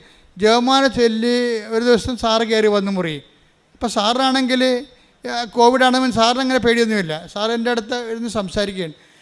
എന്നോട് പറഞ്ഞ്, അച്ഛാ കടം ഇത്തിരി പ്രശ്നമാകുന്നുണ്ട്, ഈ സംഭവം ഒന്ന് ഡിസ്പോസ് ആയാൽ മാത്രമേ, അതായത് ഹോട്ടലാണേ, ഡിസ്പോസ് ആയാൽ മാത്രമേ നടക്കത്തുള്ളൂ. ഞാൻ പറഞ്ഞു, ഈ ദിവസങ്ങൾ ഞാനത് പറയേണ്ട സ്ഥലത്ത് പറഞ്ഞിട്ടുണ്ട്. കാര്യം ഇപ്പോൾ കോവിഡ് രോഗം പിടിച്ച് എന്നിട്ടും ഉള്ള ബോധത്തിൽ പ്രാർത്ഥിക്കുന്നതിനേക്കാൾ വലിയ പ്രാർത്ഥനയിലില്ല. കർത്താവ് കുരിശിൽ കിടന്ന് പ്രാർത്ഥിക്കുന്ന പോലെയുള്ള ഈ പ്രാർത്ഥനയുടെ മൂല്യം കൂടുന്നുണ്ട്. രോഗിയായിട്ട് പ്രാർത്ഥിക്കുമ്പോൾ ഉണ്ടാകുന്ന പ്രശ്നം അതാ, പ്രാർത്ഥനയുടെ മൂല്യം കൂടും. പണ്ട് നമുക്ക് ആരോഗ്യത്തോടെ ഇരുന്ന് പ്രാർത്ഥിക്കുമ്പോൾ ഒരു കൊന്തയ്ക്ക് 10 പോയിൻ്റ് ആണെങ്കിൽ നമ്മളൊരു വലിവ് പിടിച്ച് പ്രാർത്ഥിക്കുമ്പോൾ കൊന്തയ്ക്ക് 40 പോയിൻ്റ് ആകും. അതെപ്പോഴും നമ്മൾ ഓർത്തേക്കണം. പ്രാർത്ഥനയുടെ മൂല്യം അത് ഏത് ശാരീരിക മാനസിക അവസ്ഥയിൽ പ്രാർത്ഥിക്കുന്നതെന്നാണ്. അതായത് നിങ്ങൾക്ക് പ്രാർത്ഥനാ വരം കുറവാണെങ്കിൽ തീർച്ചയായിട്ടും ഈ സെക്ഷനിൽ പ്രാർത്ഥിക്കാൻ പറ്റത്തില്ല. ഇപ്പം ഇവിടെ നമ്മൾ ആദ്യം പറഞ്ഞ ജിൻസി എന്നാ പറഞ്ഞതെന്ന് വെച്ച് കഴിഞ്ഞാൽ, ജിൻസിയുടെ ഭർത്താവിന് കിഡ്നി അസുഖമാണെന്ന് കേട്ടപ്പോൾ തന്നെ ജിൻസി എന്താ പറയണത്, എനിക്കിപ്പോൾ പിന്നെ പ്രാർത്ഥന ഒന്നും ഓർമ്മയില്ലെന്നാണ് പറയണത്. അതായത് ഭർത്താവിന് കിഡ്നിയുടെ അസുഖമാണെന്ന് ഡയഗ്നോസ് ചെയ്തപ്പോൾ തന്നെ പിന്നെന്താ പറയണത്, എനിക്ക് പ്രാർത്ഥന ഒന്നും ഓർമ്മയില്ല. ഞാൻ പറയണത് പരിശുദ്ധ പരമദിവ്യകാരുണ്യം, എൻ്റെ മാതാവേ പരിശുദ്ധ എന്താണ് പറയണത് നമുക്കൊരു പിടിയില്ല. പരിശുദ്ധ പരമദിവ്യകാരുണ്യം, എൻ്റെ മാതാവേ. പ്രാർത്ഥനയെല്ലാം മറന്നുപോയി, വിശ്വാസപ്രമാണം മറന്നുപോയി, ജപമാല മറന്നുപോയി, പ്രാർത്ഥിക്കാൻ എന്ത് പ്രാർത്ഥന ആദ്യം പ്രാർത്ഥിക്കണം അറിയാൻ പാടില്ല, അതിൻ്റെ പ്രാർത്ഥനയുടെ സീക്വൻസ് മറന്നുപോയി, ക്രമമെല്ലാം തെറ്റിപ്പോയി. എൻ്റെ മാതാവേ എന്നുള്ളത് അത് ഒരു ചെറിയ മൈനർ പ്രാർത്ഥനാനുഭവമാണ്. പക്ഷേ നിങ്ങളുടെ ക്ലേശങ്ങൾ വർദ്ധിക്കുമ്പോൾ നിങ്ങൾ ബോധപൂർവം പ്രാർത്ഥിക്കാൻ കഴിഞ്ഞാൽ അതിന് പ്രാർത്ഥനാ വരമെന്ന് പറയും. എല്ലാവർക്കും ഉള്ളത് പ്രാർത്ഥനയാണ്, പ്രാർത്ഥനാ വരമല്ല. പ്രാർത്ഥനാ വരമെന്ന് പറയുന്നത് പ്രെയർ ഇൻ ഡിഫിക്കൽട്ട് ടൈംസിനാണ് പ്രാർത്ഥനാ വരമെന്ന് പറയും. എല്ലാവർക്കും പ്രാർത്ഥന ചൊല്ലാൻ അറിയാം, അത് പക്ഷേ മേജർ ആയിട്ടുള്ള വിഷയം വന്നാൽ അതുകൊണ്ട് പ്രയോജനമില്ല വരും. തന്നെയല്ല, മേജറായിട്ടുള്ള പ്രശ്നം വന്നു കഴിഞ്ഞാൽ പ്രാർത്ഥന കിട്ടത്തില്ല, ചെല്ലാൻ കിട്ടത്തില്ല. അല്ല പറയാം, എനിക്ക് പ്രാർത്ഥന കിട്ടി, ഞാൻ എല്ലാ പ്രാർത്ഥനയും മറന്നുപോയി, ഡിലീറ്റായിപ്പോയി പ്രാർത്ഥന, ആവിയായിപ്പോയി പ്രാർത്ഥന. വിശ്വാസം ആവിയാവുകയും പ്രാർത്ഥന ഡിലീറ്റായും ചെയ്യുന്ന ഒരു ഭയങ്കര കാളരാത്രി. പക്ഷേ എനിക്കങ്ങനെ സംഭവിച്ചില്ല ശരിക്കും. ഞാനത് വളരെ ബോധത്തോടു കൂടി സന്തോഷത്തോടു കൂടിയാണ് ഈ ജപമാല ചൊല്ലിക്കൊണ്ടിരിക്കുന്നത്. അപ്പോഴാണ് സാറ് പറയണത് ഇങ്ങനെ ഒരു വിഷയമുണ്ട്. ഞാനത് പ്രാർത്ഥനയെ വെച്ചിട്ടുണ്ടെന്ന് പറയും. പക്ഷേ ഞാൻ അവിടുന്ന് ഒരു 2 ദിവസം കഴിഞ്ഞപ്പോൾ തന്നെ ഇത്രയും നാൾ സാറിൻ്റെ അടുത്ത് തന്നെ ഉണ്ടായിരുന്ന ഒരു വലിയ ഹോസ്പിറ്റലുണ്ട്, അവർക്കൊരു പ്രോജക്റ്റ് വന്ന് ആ ഹോസ്പിറ്റൽ എക്സ്പാൻഡ് ചെയ്യണമെന്ന്. അവരുടനെ സാറിനോട് വന്ന് ചോദിച്ചു, ഈ ഹോസ്പിറ്റൽ നിങ്ങളുടെ ഹോട്ടൽ കൊടുക്കുന്നുണ്ടോ എന്ന് ചോദിച്ചു. അപ്പോഴേ കൊടുക്കുന്നുണ്ടെന്ന് പറഞ്ഞ്. അപ്പോൾ എന്നാ വിലയെന്ന് പറഞ്ഞ്. അപ്പോൾ സാറ് പറഞ്ഞ് ഇതിന് 22 കോടി എന്ന് പറഞ്ഞു. 22 കോടി എന്ന് പറഞ്ഞ്. 22 കോടി എന്ന് പറഞ്ഞെങ്കിലും അപ്പോൾ എൻ്റെ അടുത്ത് വന്ന് പറഞ്ഞ് 22 കോടി എന്നാണ് പറയണമെന്ന് പറഞ്ഞു. അപ്പോഴേ നമ്മുടെ കടങ്ങളെല്ലാം പരിഹരിച്ച് കഴിഞ്ഞ് എന്ത് മിച്ചം ഉണ്ടാകുമെന്ന് എനിക്കൊരു ധാരണ ഉണ്ട്. അപ്പോൾ അതുകൊണ്ട് സാറിനോട് പറഞ്ഞു, സാറേ എത്ര കുറച്ചാലും 18 താഴെ കുറക്കാൻ പറ്റത്തില്ലെന്ന് പറഞ്ഞു. അപ്പോൾ എന്താ വെച്ചാൽ അത്രയും സംഭവം നമുക്ക് കിട്ടുമെന്നൊരു ബോധമല്ല നമുക്കുള്ളത്, ഒരു ബോധമാണുള്ളത്. പക്ഷേ ആ ഒരു ആഴ്ച തന്നെ ഞാൻ അവിടുന്ന് എഴുന്നേറ്റ് പോകണമെമ്പോൾ തന്നെ ഒരു കെട്ട് പൈസയുമായിട്ട് സാറ് വന്നു. എന്താ കാര്യം? അഡ്വാൻസ് തന്നതാണ്. കുറച്ച് ക്യാഷും കുറേ ചെക്കുമായിട്ട് അവിടെ നടക്കണതാണ്. എന്ന് വെച്ച് കഴിഞ്ഞാൽ ഞാൻ നിങ്ങളുടെ ഈ അനുഭവങ്ങൾ എന്താ പറഞ്ഞതെന്ന് വെച്ച് കഴിഞ്ഞാൽ, നിങ്ങളുടെ ക്ലേശകാലങ്ങളിൽ നിങ്ങളുടെ പ്രാർത്ഥനയുടെ മൂല്യം കൂടുന്നത് നിങ്ങൾ മനസ്സിലാക്കണം. അല്ലാതെ ഞാൻ ഉടമ്പടി എടുത്തല്ല, ദൈവം എനിക്കിട്ടെന്താ ഇങ്ങനെ ചെയ്തത്, ഉടമ്പടി എടുക്കാത്തവളൊക്കെ വെള്ളം അടിച്ച് സുന്ദരമായിട്ട് നടക്കണം, കല്യാണം കെട്ടിയും ഒക്കെ നടക്കണം, എനിക്ക് മാത്രമാണ് പ്രയാസമെന്ന് നിങ്ങൾ പറയരുത്. നമ്മളുടെ നിലപാട്, ഞാൻ 12 കൊല്ലം ആ ഹോട്ടൽ വിൽക്കാനുള്ള ഒത്തിരി പ്രശ്നങ്ങളുണ്ട്. ആ ഹോട്ടൽ ഉദ്ഘാടനം ചെയ്തപ്പോൾ ഞാൻ പറഞ്ഞു, സാറേ എന്ത് കടം കൊണ്ടാലും ഇതിന് ഫ്രണ്ടിലുള്ള സ്ഥലം എടുത്തില്ലെങ്കിൽ നമ്മൾക്ക് ഈ ഹോട്ടൽ റൺ ചെയ്യാൻ പറ്റത്തില്ല. അപ്പോൾ എന്നോട് ചോദിച്ചത് എങ്ങനെ എടുക്കും, ഫ്രണ്ടിലുള്ള സ്ഥലത്തൊക്കെ കോയമ്പത്തൂർ ഭയങ്കര വിലയാണ്. ഞാൻ പറഞ്ഞ് കടം മേടിച്ചാലും എടുക്കേണ്ടി വരുമെന്ന് പറഞ്ഞ്. കാര്യം എൻ്റെ മനസ്സിൽ അന്ന് സാറിൻ്റെ വൈഫിനോട് ഞാൻ പറഞ്ഞ് ഇന്നല്ലെങ്കിൽ സാററിയണ്ട, ഇന്നല്ലെങ്കിൽ നാളെ നമുക്കിത് വിൽക്കേണ്ടി വരുമെന്ന് പറഞ്ഞു. അത് പറഞ്ഞിട്ടാണ് ഞാൻ വെഞ്ചരിച്ചിട്ട് പോരണത്. വെഞ്ചരിക്കുകയും ചെയ്തിട്ട് ഒട്ടൻ്റെ വിൽപ്പനയും തീരുമാനിച്ചിട്ടാണ് പോരണത് അവിടുന്ന്. എന്താ കാര്യം? അതാണ് എൻ്റെ കിടപ്പെന്ന് എനിക്കറിയാം. അപ്പം ഞാൻ ചെയ്ത് നോക്കുന്ന റവന്യൂ പ്രോബ്ലംസ് ഒന്നും ഉണ്ടാകരുത്. അതുകൊണ്ടാണ് അത് സേഫ് ആക്കണം അത്രയും സ്ഥലം. അത് നമുക്ക് ആരെങ്കിലും കൊടുത്താൽ എടുക്കണം, അവർക്ക് നാളെ പണി വരരുത്. അങ്ങനെ കറക്റ്റ് ചെയ്ത്. അപ്പോൾ പക്ഷേ ഇത്രയും 12 കൊല്ലമായിട്ട് നടക്കണില്ല. അപ്പം നിങ്ങളെന്താ ചെയ്തിരിക്കണമെന്ന് വെച്ച് കഴിഞ്ഞാൽ, നിങ്ങളുടെ മൂല്യം വർദ്ധിത, നിങ്ങളുടെ പ്രാർത്ഥനയ്ക്ക് മൂല്യം വർദ്ധന ഉണ്ടെങ്കിൽ നിങ്ങളിപ്പം നിലവിലുള്ള കുരിശിനെയൊക്കെ അക്സെപ്റ്റ് ചെയ്യണം. അതെപ്പോഴും ഭയങ്കര സീരിയസ് വിഷയമാണ്. നിങ്ങൾ കുരിശിനെ റിജക്റ്റ് ചെയ്യണത്. അപ്പോൾ നിങ്ങളുടെ മൂല്യം പോകും. ഇപ്പം നിങ്ങളുടെ മകൻ, നിങ്ങളുടെ മരുമകൾ നിങ്ങളുടെ കഴുത്തേക്കാരൻ്റെ പാർട്ടിയാണ്, അല്ലെങ്കിൽ അവൾ സന്നദ്ധനായിട്ട് അവൾ വീട്ടിൽ പോയി നിൽക്കുകയാണ്. എന്നിട്ട് നിങ്ങളെക്കുറിച്ച് പറയണത് നിങ്ങൾ അവരെ തള്ളി പുറത്താക്കിയതാണ്, നിങ്ങളുടെ സ്വർണ്ണമൊക്കെ അവളുടെ സ്വർണ്ണമൊക്കെ നിങ്ങളെടുത്തെന്നായിരിക്കും പറയണത്. അവളുടെ സ്വർണ്ണമൊക്കെ നിങ്ങളെടുത്തെന്ന് പറഞ്ഞ് അവൾ വീട്ടിൽ പോയി നിൽക്കുകയാണ്. അവൾ വീട്ടിൽ പോയി നിൽക്കണതിന് നാട്ടുകാരോട് പറയാൻ ഒരു കാരണമാണ്. ഇപ്പം നിങ്ങൾക്ക് എന്ത് പറ്റി? മകൻ്റെ ജീവിതം പോയി, നിങ്ങൾ കള്ളിയുമായി, അവളുടെ സ്വർണ്ണം അടിച്ച് മാറ്റിയ കള്ളിയുമായി നിങ്ങൾ ആകപ്പാട്. അപ്പം നിങ്ങൾക്ക് വൈരാഗ്യം വിദ്വേഷമേ കൂടത്തുള്ളൂ. അതല്ല, ആ കുരിശിനെ നിങ്ങൾ ക്രിസ്തുവിൻ്റെ നാമത്തിൽ അക്സെപ്റ്റ് ചെയ്യണം. അവൾ എന്തും പറഞ്ഞോട്ടോ, എൻ്റെ മകൾ നാളെ ശരിയായിക്കൊള്ളും, അല്ലെങ്കിൽ കർത്താവ് അവളെ ശരിയാക്കും. അതിൻ്റെ പേരിൽ നിങ്ങൾ പുതിയ പാപിയായിട്ട് മാറരുത്. പിന്നീട് പറഞ്ഞു കേട്ടില്ലേ? നിങ്ങളുടെ മൂല്യം വർദ്ധിപ്പിക്കാൻ തരുന്ന ഉടമ്പടി കാലം എന്ന് വെച്ചാൽ ഉടമ്പടി ഒരു ജീവിത രീതിയാണ്, അല്ലാതെ അതൊരു പ്രാർത്ഥനാ രീതിയല്ല. ഉടമ്പടി ഒരു ജീവിത രീതി. അതിന് ഉടമ്പടിയുടെ തനത് നിലപാടുണ്ട്, തനത് സമീപനമുണ്ട്, എല്ലാ വിഷയങ്ങളും. ഇതിനാണ് മാതാവ് സെപ്റ്റംബർ 7 ഡിസ്പോസിഷൻ എന്ന് പറഞ്ഞത്. ഇത് ഫയറാകുന്ന ഡിസ്പോസിഷൻസ് എന്ന് പറഞ്ഞതിൻ്റെ കാരണം അതാണ്. അപ്പോൾ ഈ മനുഷ്യന് എന്തുകൊണ്ടാണ് ഇപ്പം നമ്മൾ വൈശാഖിൻ്റെ കാര്യം തന്നെ എടുക്കാം. വൈശാഖിന് ഇപ്പോൾ എത്രയ്ക്ക് 10 ലക്ഷം ദിർഹംസാണ് കിട്ടിയിരിക്കണം. 10 ദിർഹംസിന് പകരം ഉടനെ കമ്പനി അവനെ രണ്ടാമത് തിരിച്ചെടുക്കുകയും ചെയ്ത് അവന് 10 ലക്ഷം ദിർഹംസ് അവൻ്റെ ചികിത്സയ്ക്ക് വേണ്ടി ഇട്ട് കൊടുത്തപ്പോൾ അവൻ്റെ ലോണെല്ലാം അടച്ചു തീർത്ത്. നല്ല കാശായിരുന്നു ഇതിൻ്റെ ഓപ്പറേഷനെ. ആ ലോണെല്ലാം അടച്ചു തീർത്ത് കഴിഞ്ഞപ്പോൾ കുറച്ച് കഴിഞ്ഞപ്പോൾ ജോലി ചെയ്തുകൊണ്ടിരിക്കുന്ന സമയത്ത് വേറൊരു സംഭവം, ഇത്രയും നാൾ കിട്ടായിരുന്ന ഇൻഷുറൻസ് മുഴുവനും പാസ്സായി. ഒരു മനുഷ്യൻ 10 ദിർഹംസ് കൊണ്ട് കോടിക്കണക്കിന് രൂപയുടെ ആസ്തിയിലേക്ക് വരികയാണ്. എപ്പോഴും വിചാരിക്കേണ്ടത്, നിങ്ങൾ ചെയ്യണത് ഇത് കിട്ടുമെന്ന് ഓർത്തിട്ടാണ് വൈശാഖ് ചെയ്തത് അല്ല. ഞാനിങ്ങനെ പറയണമുണ്ട്, ഇങ്ങനെ കിട്ടുമെന്ന് ഓർത്തോട്ട് നിങ്ങൾ ചെയ്യരുത്. നിങ്ങൾ ചെയ്യേണ്ടത്, കർത്താവ് എന്നെ സംരക്ഷിക്കും, ഞാൻ നിനക്ക് മുമ്പേ എൻ്റെ ദൂതനയക്കും, അവൻ നിന്നെ കാത്തുകൊള്ളുന്ന സംഭവിക്കുക. അതായത് കർത്താവിൻ്റെ, നിങ്ങൾ ദൈവത്തിന് വേണ്ടി ചെയ്യുമ്പോൾ ദൈവത്തിൻ്റെ കാവല്, സംരക്ഷണം നോക്കുക. Take the read it again. ശ്രദ്ധിക്കട്ടെ. ഹല്ലേലൂയ. ഇതാ ഒരു ദൂതനെ നിനക്ക് മുമ്പേ ഞാൻ അയക്കുന്നു. ഇതാ ഒരു ദൂതനെ നിനക്ക് മുമ്പേ ഞാൻ അയക്കുന്നു. അവൻ നിന്റെ വഴിയിൽ നിന്നെ കാത്തുകൊള്ളും. Praise the Lord. അപ്പം നിന്റെ വഴികളിൽ, ജീവിത വഴിയാണ് ഉദ്ദേശിക്കുന്നത്, അല്ല കൃപാസനത്തിൽ വന്നിട്ട് വീട്ടിൽ പോയ വഴിയല്ല ഉദ്ദേശിക്കുന്നത്. നിന്റെ വഴിയെന്ന് പറഞ്ഞാൽ എന്താണ്? നമ്മളെ നിത്യത വരെയാണ് നമ്മുടെ വഴിയുള്ളത്. ഒരു വിശ്വാസിയെ സംബന്ധിച്ചിടത്തോളം അവൻ്റെ വഴി എവിടെ നിന്നാണുള്ളത്? നിത്യത വരെ കിടക്കണം ആ വഴി. അപ്പം നിന്റെ വഴികളിൽ എന്തു ചെയ്യും? നിന്നെ കാത്തുകൊള്ളും, നിത്യത നേടുന്നതിലെന്ന്. ഈ വൈശാഖ അവസാനം പറയുന്നൊരു വാക്കുണ്ട്, അത് എന്നെ വളരെ ഞെട്ടിപ്പിച്ചൊരു വാക്കാണ്. മരണം വരെ ഉടമ്പടി ജീവിക്കുവാൻ നമുക്ക് കഴിയണമെന്ന്. നിങ്ങൾക്കറിയാമല്ലോ. അതായത് ഇതെങ്ങനെ തുടങ്ങിയത്? കൃപാസനം മാതാവ് എന്ന് പറയുന്നത് ഭൂലോക തട്ടിപ്പാടെന്ന് പറഞ്ഞ് ജീവിക്കാൻ തുടങ്ങിയ ആളാണ്. എന്നിട്ട് ഈ മനുഷ്യൻ്റെ ഓരോ ഘട്ടം ഘട്ടമായിട്ട് അനുഭവത്തിലൂടെ മനുഷ്യൻ തന്നെ കണ്ടില്ലേ. ഇപ്പം എന്താ അവസാനം പറയണത്? മരണം വരെ നമുക്ക് ഉടമ്പടിയിൽ ജീവിക്കാൻ കഴിയണം. അപ്പം ആ ഉടമ്പടിയെക്കുറിച്ച് ആ മനുഷ്യന് ജീവിതത്തിൽ ഏറ്റവും വലിയ കൺവിക്ഷനായിപ്പോയി. ഞാനെപ്പോഴും സന്തോഷിക്കണതേ, ഞാനെപ്പോഴും why I am a missionary എന്ന് എന്നോട് ചോദിച്ചാൽ, ഞാനെപ്പോഴും എന്നോട് തന്നെ ചോദിച്ചിട്ടുണ്ട്, why you are a missionary. കാരണം എൻ്റെ ഉടുപ്പ്, എൻ്റെ പട്ടം കിട്ടി 2 കൊല്ലം 1.5 കൊല്ലം കഴിഞ്ഞപ്പോൾ എൻ്റെ ഉടുപ്പ് ചേഞ്ച് ചെയ്തു. അപ്പോൾ ഞാൻ മിഷണറി ആണെന്നുള്ള ബോധം എനിക്കുണ്ടായിരുന്നു. എന്നാൽ ഇടവക ജീവിക്കുമ്പോൾ തന്നെ ഒരു മിഷൻ കോൺഗ്രിഗേഷനിൽ പോയി ചേരേണ്ട കാര്യമൊന്നുമില്ല. ഒരു ഇടവക വൈദ്യന് മിഷണറി ആകാൻ പറ്റും. മിഷണറിയുടെ ജോലി എന്താണ്? കർത്താവിനെ അറിയാത്തവരെ അറിയിക്കുക, അറിഞ്ഞവരെ ആഴപ്പെടുത്തുക. അപ്പോൾ നമ്മൾ മിഷണറിയായി. ഇപ്പം ഞാൻ മിഷണറിയായി, നിങ്ങളും മിഷണറി ആയില്ലേ? നിങ്ങളും മിഷണറി അല്ലേ? അപ്പോൾ അതിനേക്കാൾ വലിയൊരു ജോലി ഒരു മനുഷ്യന് ദൈവത്തിന് വേണ്ടി ചെയ്യാനില്ല. അതാണ് പ്രശ്നം.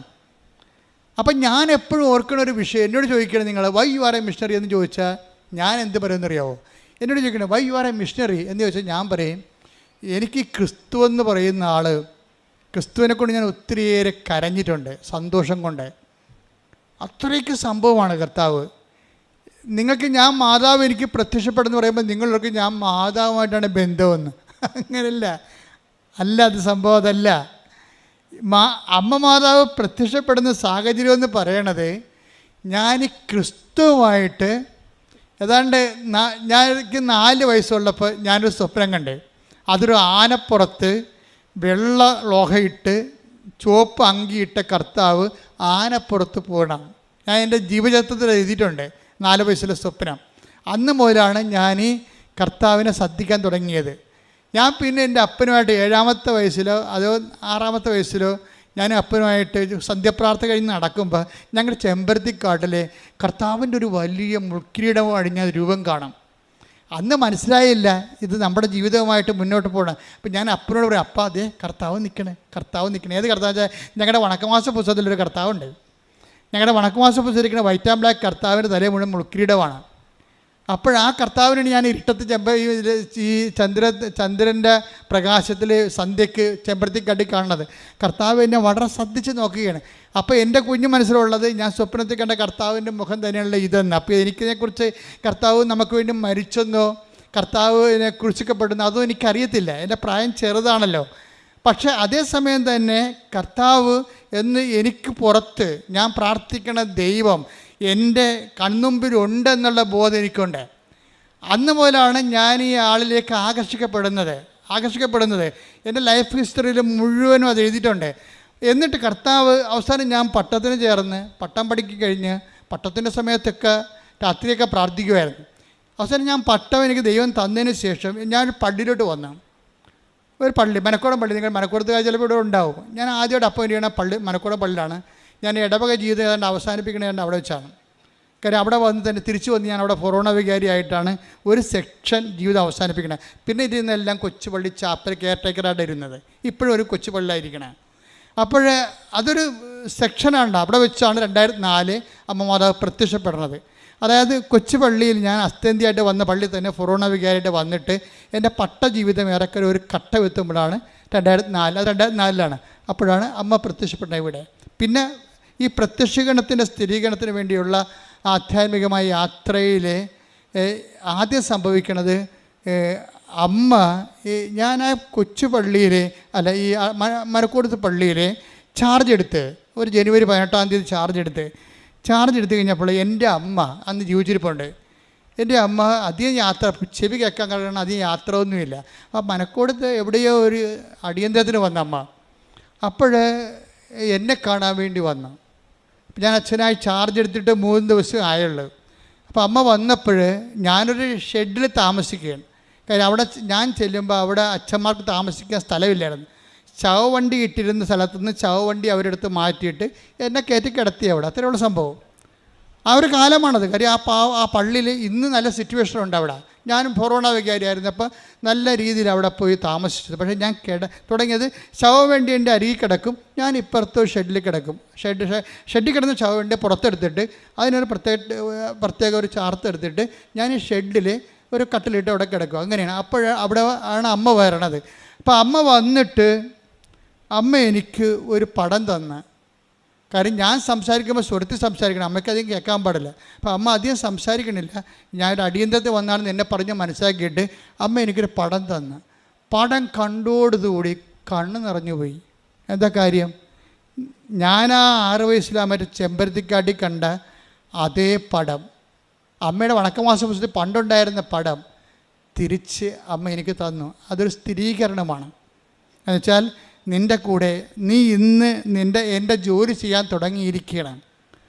എൻ്റെ ജോലി നിന്നെ ഞാൻ വിളിച്ചത് 4 വയസ്സിലും 6 വയസ്സിലുമാണ് നിന്നെ വിളിച്ചത്. അത് നീ തുടങ്ങിയിരിക്കുകയാണ്. ഒരു ഓർമ്മ, ഞാൻ നിൻ്റെ കൂടെ ഉണ്ട്. മുൾക്കിരീടം വഹിച്ചാണെങ്കിലും ഞാൻ നിൻ്റെ കൂടെ ഉണ്ട് എന്നുള്ള ബോധ്യങ്ങൾ. ഈ ക്ലേശകാലങ്ങളിലൂടെ കടന്നു പോകുമ്പോഴെല്ലാം ദൈവത്തിൻ്റെ സാന്നിധ്യവും ഛായയും നമ്മുടെ കൂടെ ഉണ്ട് എന്നുള്ള ബോധ്യം. അല്ലാതെ നിങ്ങൾക്ക് എന്തെങ്കിലും ക്ലേശങ്ങൾ വരുമ്പോൾ ഉടനെ ദൈവം എന്നെ കൈവിട്ടു, ഉടമ്പടി എടുത്തിട്ട് എന്ത് കാര്യം? ഉടമ്പടി എടുക്കാത്തവന്മാരൊക്കെ അടിച്ചോട് ജീവിക്കണം, ഞാൻ മാത്രം നരകിക്കണം എന്നൊക്കെ പറഞ്ഞിട്ട് ഇല്ലാത്ത ശാസി ഡയലോഗ് അടിക്കരുത്. മിണ്ടാതിരിക്കണം, മൗനമായിരിക്കണം. മറിയത്തെ പോലെ ഹൃദയത്തിൽ സംഗ്രഹിക്കണം. ശ്രദ്ധിക്കട്ടെ. ഹല്ലേലൂയ. ഹല്ലേലൂയ, ഹല്ലേലൂയ, ഹല്ലേലൂയ. കാലങ്ങളിൽ പോലെ മൗനാലംബിച്ച് കൃപ കരയേറ്റുവാൻ അഭിഷേകം ചെയ്യണമേ. ഹല്ലേലൂയ.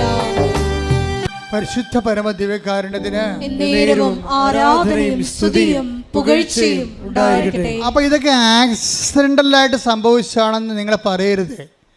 നമ്മുടെ ജീവിതത്തിൽ ഒന്നും അങ്ങനെ ആക്സിഡൻ്റലായിട്ട് സംഭവിക്കത്തില്ല. എല്ലാത്തിൻ്റെ പിന്നിൽ ദൈവത്തിൻ്റെ ഒരു കണക്ക് കൂട്ടലുണ്ട്.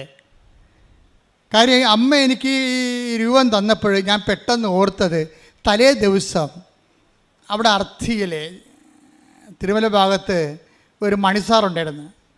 അപ്പോൾ മണിസാറിൻ്റെ അടുത്ത് പോയി പഠിക്കുന്ന ഒരു ഈഴവ സമുദായത്തിലൊരു സഹോദരനുണ്ടായിരുന്നു. എൻ്റെ വലിയ അടുത്ത ആത്മസുഹൃത്താണ്, ഇപ്പോഴും അങ്ങനെയാണ്.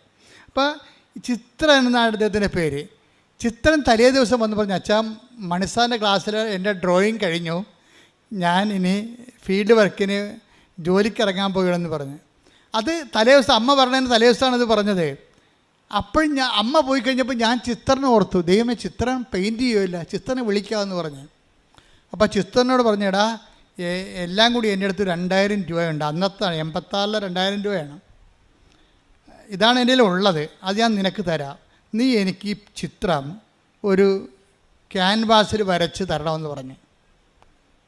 അപ്പം അന്നത്തെ 2000 രൂപ എന്ന് പറഞ്ഞാൽ നിങ്ങൾക്കറിയാമല്ലോ, ഇന്നത്തെ ഒരു അന്ന് 86 ഇപ്പോൾ എത്രയോ വർഷം കഴിഞ്ഞ് 38 വർഷമായില്ലേ. അപ്പം അന്നത്തെ 2000 രൂപയ്ക്ക് അതിൻ്റെ വില ഉണ്ട്. എത്രയാണെന്ന് എനിക്കറിയാൻ പാടില്ല, മൂല്യം ഇന്നത്തെ മൂല്യം എന്താണെന്ന് എനിക്കറിയാൻ പാടില്ല. ഞാൻ ആ ചിത്രത്തിന് 2000 രൂപ കൊടുത്ത് പറഞ്ഞ് ഇതൊന്ന് വരച്ച് തരാൻ പറഞ്ഞു. എന്താണ്? എനിക്കത് സൂക്ഷിക്കാൻ വേണ്ടിയാണ്. ഞാനത് സീരിയസ് ആയിട്ട് എടുത്തു. ദൈവം എൻ്റെ ജീവിതത്തിലൂടെ സഞ്ചരിച്ച് വന്ന് എത്തിയിട്ടുള്ള വഴികളെക്കുറിച്ച് പിന്നെ ഞാൻ ചെയ്യണത് ആ അന്നത്തെ കാലത്ത് വരപ്പിച്ചെടുത്ത ചിത്രം പിന്നെ ഞാൻ എന്ത് ചെയ്യണമെന്ന് വെച്ച് കഴിഞ്ഞാൽ എല്ലാ ഇടവകയിൽ ചെല്ലുമ്പോൾ യാത്ര ട്രാൻസ്ഫർ ആകുമ്പോൾ എല്ലാ വണ്ടിയും പുസ്തകവും ചെടിച്ചട്ടിയും എല്ലാം കയറ്റി വിടും. പക്ഷേ ഞാൻ പോകുമ്പോൾ എൻ്റെ കാറിൽ ഈ ചിത്രം മടി വെച്ചുകൊണ്ടാണ് ഞാൻ പോണത്. അത് ഒരു ബന്ധമാണ് ശരിക്കും. എൻ്റെ കാറിൽ ചിത്രം ഉണ്ടാവും. എന്നിട്ട് ഞാൻ അവസാനം കൃപാസനം സ്ഥാപിച്ച് എനിക്ക് സ്വന്തമായിട്ടൊരു ഓഫീസായി ഇവിടെ. ഇപ്പോൾ ഇവിടെ ഞാൻ ഇപ്പോൾ ഒരു 10 കൊല്ലമായെന്ന് തോന്നി ഈ ഓഫീസായിട്ട്. ഓഫീസായപ്പോൾ എനിക്കൊരു സ്ഥിരപ്രതിഷ്ഠയുടെ ഓഫീസ് കിട്ടിയില്ല. ഞാൻ പിന്നെ കൊണ്ടുവന്ന് പടമെടുത്ത് എൻ്റെ പിന്നിൽ വെച്ചിട്ടുണ്ട്. ഇപ്പം നിങ്ങൾ എൻ്റെ മുറി കാണുമ്പോൾ ഇപ്പോൾ ആൾക്കാർക്ക് കയറാൻ പറ്റില്ല, പണ്ട് കയറാൻ പറ്റുമായിരുന്നു. ആ മുറിയിൽ ആ പടം ഞാൻ ഇരിക്കണതിൻ്റെ ബാക്കിൽ ആ പടം വെച്ചിട്ടുണ്ട്. അപ്പോൾ എന്താ കാര്യം? ഇതൊരു ദൈവവുമായിട്ടുള്ള ബന്ധം ഒരിക്കലും നിങ്ങൾ ഒക്കേഷനിലാക്കരുത്. നിങ്ങൾ ഉടമ്പടിയിലാണെങ്കിൽ ഉടമ്പടി എപ്പോഴും ഞാൻ കൂടെയുണ്ടെന്ന് കാണിച്ചുകൊണ്ടിരിക്കും. പക്ഷേ ഇത് കണ്ടെത്താൻ കഴിയണം. കാര്യം ഉടമ്പടി എന്ന് പറയുമ്പോൾ നിങ്ങൾക്കറിയാമല്ലോ, വിശ്വാസം തന്നെ ആ ശരിക്കും നമ്മുടെ ഇൻവെസ്റ്റഡ് വിശ്വാസമുണ്ട്. അത് നമ്മൾ ഒരു നമുക്ക് ഇൻവെസ്റ്റ്മെൻ്റ് ഇല്ലാത്ത വിശ്വാസമുണ്ട്. അപ്പം മാതാപിതാക്കന്മാരുടെ ഗ്യാരണ്ടിയിൽ നമ്മൾ വേണമെങ്കിൽ മാതാപിതാക്കന്മാർ ക്രിസ്ത്യാനികളായതുകൊണ്ട് നമുക്ക് വിശ്വസിച്ച് അങ്ങനെ ജീവിക്കാൻ പറ്റും. അപ്പോൾ നമ്മുടെ ഇൻവെസ്റ്റ്മെൻ്റ് ഇല്ല. പക്ഷെ നമ്മുടെ പേരിൽ കൂട്ടിയ വിശ്വാസമുണ്ട്. ഇപ്പോഴും പലർക്കും തന്നെ ഒരു കുഴപ്പം വെച്ച് കഴിഞ്ഞാൽ അവരുടെ മാതാപിതാക്കന്മാർ ക്രിസ്ത്യൻസ് ആയതുകൊണ്ട് അവരങ്ങനെ ക്രിസ്ത്യൻസായിട്ട് ജീവിക്കുന്നു. അപ്പം നിങ്ങളുടെ വിശ്വാസ പ്രമാണം എന്ന് പറയുന്ന സംഭവത്തിൽ നിങ്ങളുടെ പേരല്ല കിടക്കണത്. കാര്യം നിങ്ങളുടെ പേര് കൂട്ടിയിട്ടില്ല. നിങ്ങളെ വിശ്വാസ പ്രമാണം എപ്പോഴും പേരിൽ കൂട്ടണം നമ്മൾ. എന്നിട്ട് നിങ്ങൾ തൻ്റെ പേര് സ്വന്തമായിട്ട് പിടിക്കണം. നിങ്ങളുടെ പേരിൽ അപ്പൻ്റെ നിന്ന് കിട്ടിയ വിശ്വാസമാകാം, അപ്പൂപ്പൻ്റെ നിന്ന് കിട്ടിയ വിശ്വാസമാകാം, തോമസ് ലിയെ ആരും ആയിക്കൊള്ളട്ടെ. അതൊന്നും പാരമ്പര്യമായിട്ട് ആശയപരമായിട്ട് ശരിയാണെങ്കിലും പ്രായോഗികമായിട്ട് ശരിയാകത്തില്ല. കാര്യം കർത്താവ് ചോദിക്കുന്നത് അങ്ങനെ തോമസ് ലിയായും ഫ്രാൻസിസ് സേവ്യറും അങ്ങനെ പലരും പല കാര്യങ്ങൾ എന്നെക്കുറിച്ച് പറയും. Whom do you say that I am? അതാണ് പത്രോസിനോട് ചോദിക്കുന്നത്. അങ്ങനെ പലരും പലതും പറഞ്ഞിട്ടുണ്ട്. പക്ഷേ ഞാൻ ആരാണെന്നാണ് നിങ്ങൾ പറയുന്നത്. അതാണ് പ്രശ്നം. നമ്മൾ പറയണം. അപ്പോഴാണ് നമ്മുടെ പേരിൽ കൂട്ടി തൻ്റെ പേര് പിടിക്കണത്. പിന്നെ നമ്മൾ ടാക്സ് അടച്ചുകൊണ്ടിരിക്കണം. ഈ ടാക്സ് അടക്കണം. ഇപ്പോൾ എനിക്ക് കോവിഡ് വന്നു. കോവിഡ് വിജയകുമാറിൻ്റെ പരിപാടി എന്താണ്? ഓരോ 3 ദിവസം കൂടുമ്പോഴും പുള്ളി 6000 രൂപ മുടക്കിയിട്ട് കോവിഡ് ടെസ്റ്റ് നടത്തുകയാണ്. വല്ല കാര്യമുണ്ടോ? അച്ഛൻ സുഖപ്പെട്ടാന്ന് അറിയാൻ വേണ്ടി ഈഗർനെസ് അനുസരിച്ചുകൊണ്ട് പ്രൈവറ്റായിട്ട് അങ്ങനെ ചെയ്യാൻ പാടില്ലാത്തതാണ്. പ്രൈവറ്റായിട്ട് എപ്പോഴും സിറം എടുത്തുകൊണ്ട് പോകും. എന്നിട്ട് സന്ധ്യയായപ്പോൾ റിപ്പോർട്ട് വരുമ്പോൾ വിജയകുമാർ സങ്കടപ്പെട്ട് വരും. അച്ഛാ ശരിയായിട്ടില്ല. ശരിയാകും അച്ഛാ എന്നു പറയും. അപ്പോൾ കോവിഡ് മാറില്ല. കാര്യം 40 ദിവസത്തിനുള്ളിൽ പുള്ളിക്കാരന് ഒരു 10-20 ടെസ്റ്റ് നടത്തിയിട്ടുണ്ട് കോവിഡിൻ്റെ. കാര്യം പുറത്ത് ടെസ്റ്റ് നടത്തുന്നെങ്കിൽ ഗവൺമെൻറ്റിൽ ഫ്രീ ആണ്. പുറത്ത് അതിൻ്റെ കിറ്റൊക്കെ വാങ്ങിക്കണ്ടേ. അതിന് 2800 രൂപയാണ് ചാർജ് ചെയ്യണത്. അങ്ങനെ 10-12 പ്രാവശ്യം പുള്ളി ടെസ്റ്റ് ചെയ്തിട്ടുണ്ട് ഈ സംഭവം. എന്നിട്ട് ശരിയായില്ല. എന്താ കാര്യം? ഈ സമയത്തെല്ലാം നമ്മൾക്ക് ഇൻവെസ്റ്റ് ചെയ്യണം നമ്മൾ. എന്നിട്ട് നമുക്ക് പ്രശ്നങ്ങളൊന്നുമില്ല. നമ്മളെ കർത്താവിൻ്റെ നാമത്തിൽ അത് ഏറ്റെടുക്കുന്നു. ഇത് ക്ലേശകാലമാണ്. കർത്താവ് പറയത്തില്ലേ, ഒരു ക്ലേശമായ കാലം ഉണ്ടാകും. കല്ല് പെറുക്കി കളയാനൊരു കാലം, അല്ലേ, ആലിംഗനം ചെയ്യാൻ ഒരു കാലം, കരയാൻ ഒരു കാലം, രോഗിയായിരിക്കാൻ ഒരു കാലം, ദൈവത്തിൻ്റെ ഒരു കാലം. Take the word of God. ശ്രുതിക്കട്ടെ ഹല്ലേലൂയ. ഹല്ലേലൂയ ഹല്ലേലൂയ. യേശുവേ നന്ദി. ഹല്ലേലൂയ ഹല്ലേലൂയ ഹല്ലേലൂയ ഹല്ലേലൂയ ഹല്ലേലൂയ ഹല്ലേലൂയ. യേശുവേ സ്തുതി. ഹല്ലേലൂയ ഹല്ലേലൂയ. ആരാധന ആരാധന ആരാധന ആരാധന. സഭാപ്രസംഗകൻ 3:5. സഭാപ്രസംഗം 3:5. കല്ല് പെറുക്കിക്കളയാൻ ഒരു കാലം, കല്ല് പെറുക്കിക്കളയാൻ ഒരു കാലം, കല്ല് പെറുക്കിക്കളയാൻ ഒരു കാലം, കല്ല് പെറുക്കി കൂട്ടാൻ ഒരു കാലം, കല്ല് പെറുക്കി കൂട്ടാൻ ഒരു കാലം, ആലിംഗനം ചെയ്യാൻ ഒരു കാലം, ആലിംഗനം ചെയ്യാൻ ഒരു കാലം, ആലിംഗനം ചെയ്യാതിരിക്കാൻ ഒരു കാലം, ആലിംഗനം ചെയ്യാതിരിക്കാൻ ഒരു കാലം, കരയാൻ ഒരു കാലം. Take the word of God. സഭാപ്രസംഗി 3:4. കരയാൻ ഒരു കാലം, കരയാൻ ഒരു കാലം, ചിരിക്കാൻ ഒരു കാലം, ചിരിക്കാൻ ഒരു കാലം, വിലപിക്കാൻ ഒരു കാലം, വിലപിക്കാൻ ഒരു കാലം, നൃത്തം ചെയ്യാൻ ഒരു കാലം, നൃത്തം ചെയ്യാൻ ഒരു അപ്പം കാലം. ചില കാലങ്ങൾ ദൈവഹിത പ്രകാരമായിട്ട് വരും.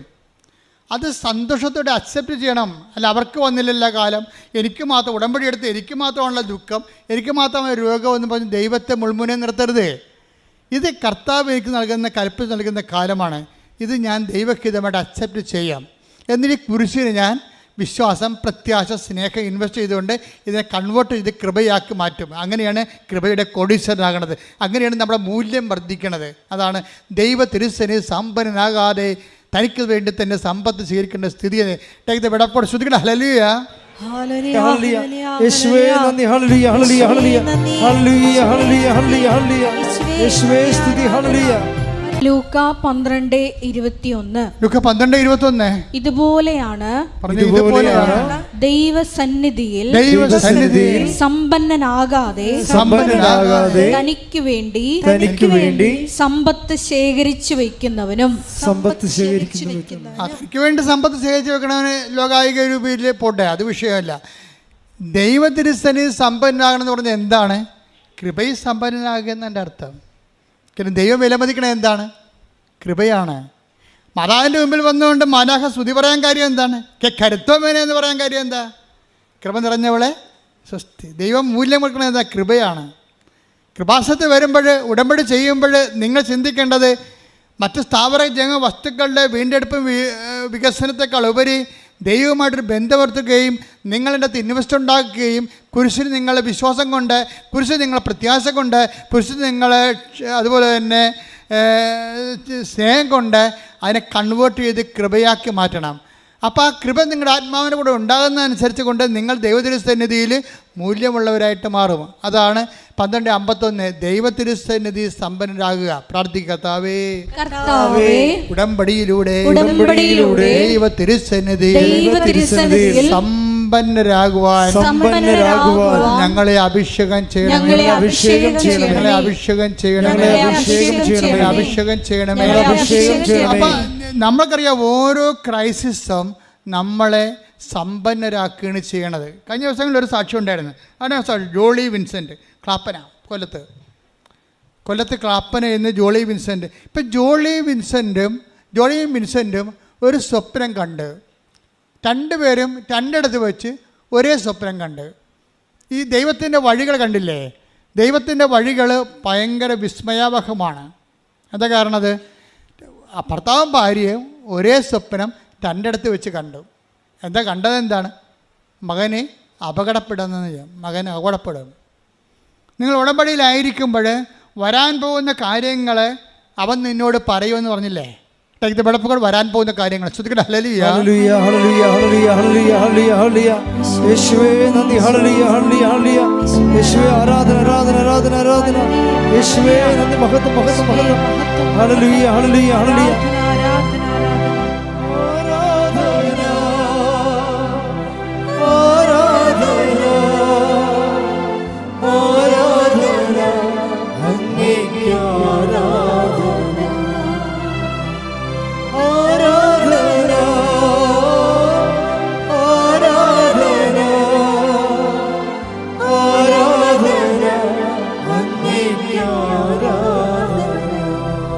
യോഹന്നാൻ 16:14. വരാനിരിക്കുന്ന കാര്യങ്ങൾ അവൻ നിങ്ങളെ അറിയിക്കും. അവൻ എനിക്കുള്ളവയിൽ നിന്ന് സ്വീകരിച്ച് നിങ്ങളോട് പ്രഖ്യാപിക്കും. അപ്പോൾ നിങ്ങളുടെ ഉടമ്പടി ഓക്കെ ആണെങ്കിൽ, അത് ഡാമേജ് അല്ലെങ്കിൽ, ഉടമ്പടി പ്രകാരമാണ് നിങ്ങളെല്ലാം ചെയ്യണത്. എപ്പോഴും നമ്മൾ ശ്രദ്ധിക്കേണ്ടത്, പണ്ട് എനിക്ക് ഈ സ്റ്റാമ്പ് കളക്ഷൻ എന്ന് പറഞ്ഞ സംഭവം ഉണ്ടായിരുന്നു. Stamp collection. അപ്പോൾ എൻ്റെ റെക്ടർ ക്ലോഡസിൻ്റെ മുറിയിലൊക്കെ ചെന്നിട്ട് പോസ്റ്റ്മാൻ വരുമ്പോൾ 2-3 പ്രദേശത്ത് സ്റ്റാമ്പ് കളക്ഷൻ ഉണ്ടാവും. ഇവരെല്ലാവരും കൂടി ആദ്യം ഓടി എത്തണവർക്ക് ക്ലോഡച്ചൻ സ്റ്റാമ്പ് പറിച്ചു കൊടുക്കും. അച്ഛന് കൂടുതൽ സ്റ്റാമ്പ് വരുന്നത് കാനഡയിൽ നിന്നാണ്, മലേഷ്യയിൽ നിന്ന്. മലേഷ്യയിൽ ചിത്രശലഭത്തിൻ്റെ സ്റ്റാമ്പും കാനഡയിൽ അവിടുത്തെ ഒരു പ്രത്യേക വൃക്ഷത്തിൻ്റെ ചുവപ്പ് എരിയുടെ സ്റ്റാമ്പ് വരും. ഭയങ്കര രസമാണ്, ഭംഗിയാണ്. അപ്പോൾ ക്ലോഡച്ചെടുക്കുന്ന റെക്ടർച്ചെടുക്കുന്ന സ്റ്റാമ്പ് അടിച്ച് മാറ്റാൻ വേണ്ടി ഉള്ള ഓട്ടം ഈ പോസ്റ്റ്മാൻ വരുമ്പോൾ ചെയ്യണതാണ്. ഞാൻ ഇത് പറയാൻ കാരണം വെച്ച് കഴിഞ്ഞാൽ, ഈ ഒരു കാലഘട്ടം പോലെ തന്നെ എന്നിട്ട് ഈ പറിക്കണ സമയത്ത് സ്റ്റാമ്പിൻ്റെ പല്ല് ഡാമേജ് ആകും. അപ്പോൾ ഈ പറിക്കുമ്പോൾ ക്ലോഡച്ചന് പ്രായമുള്ള അച്ഛനാണ്.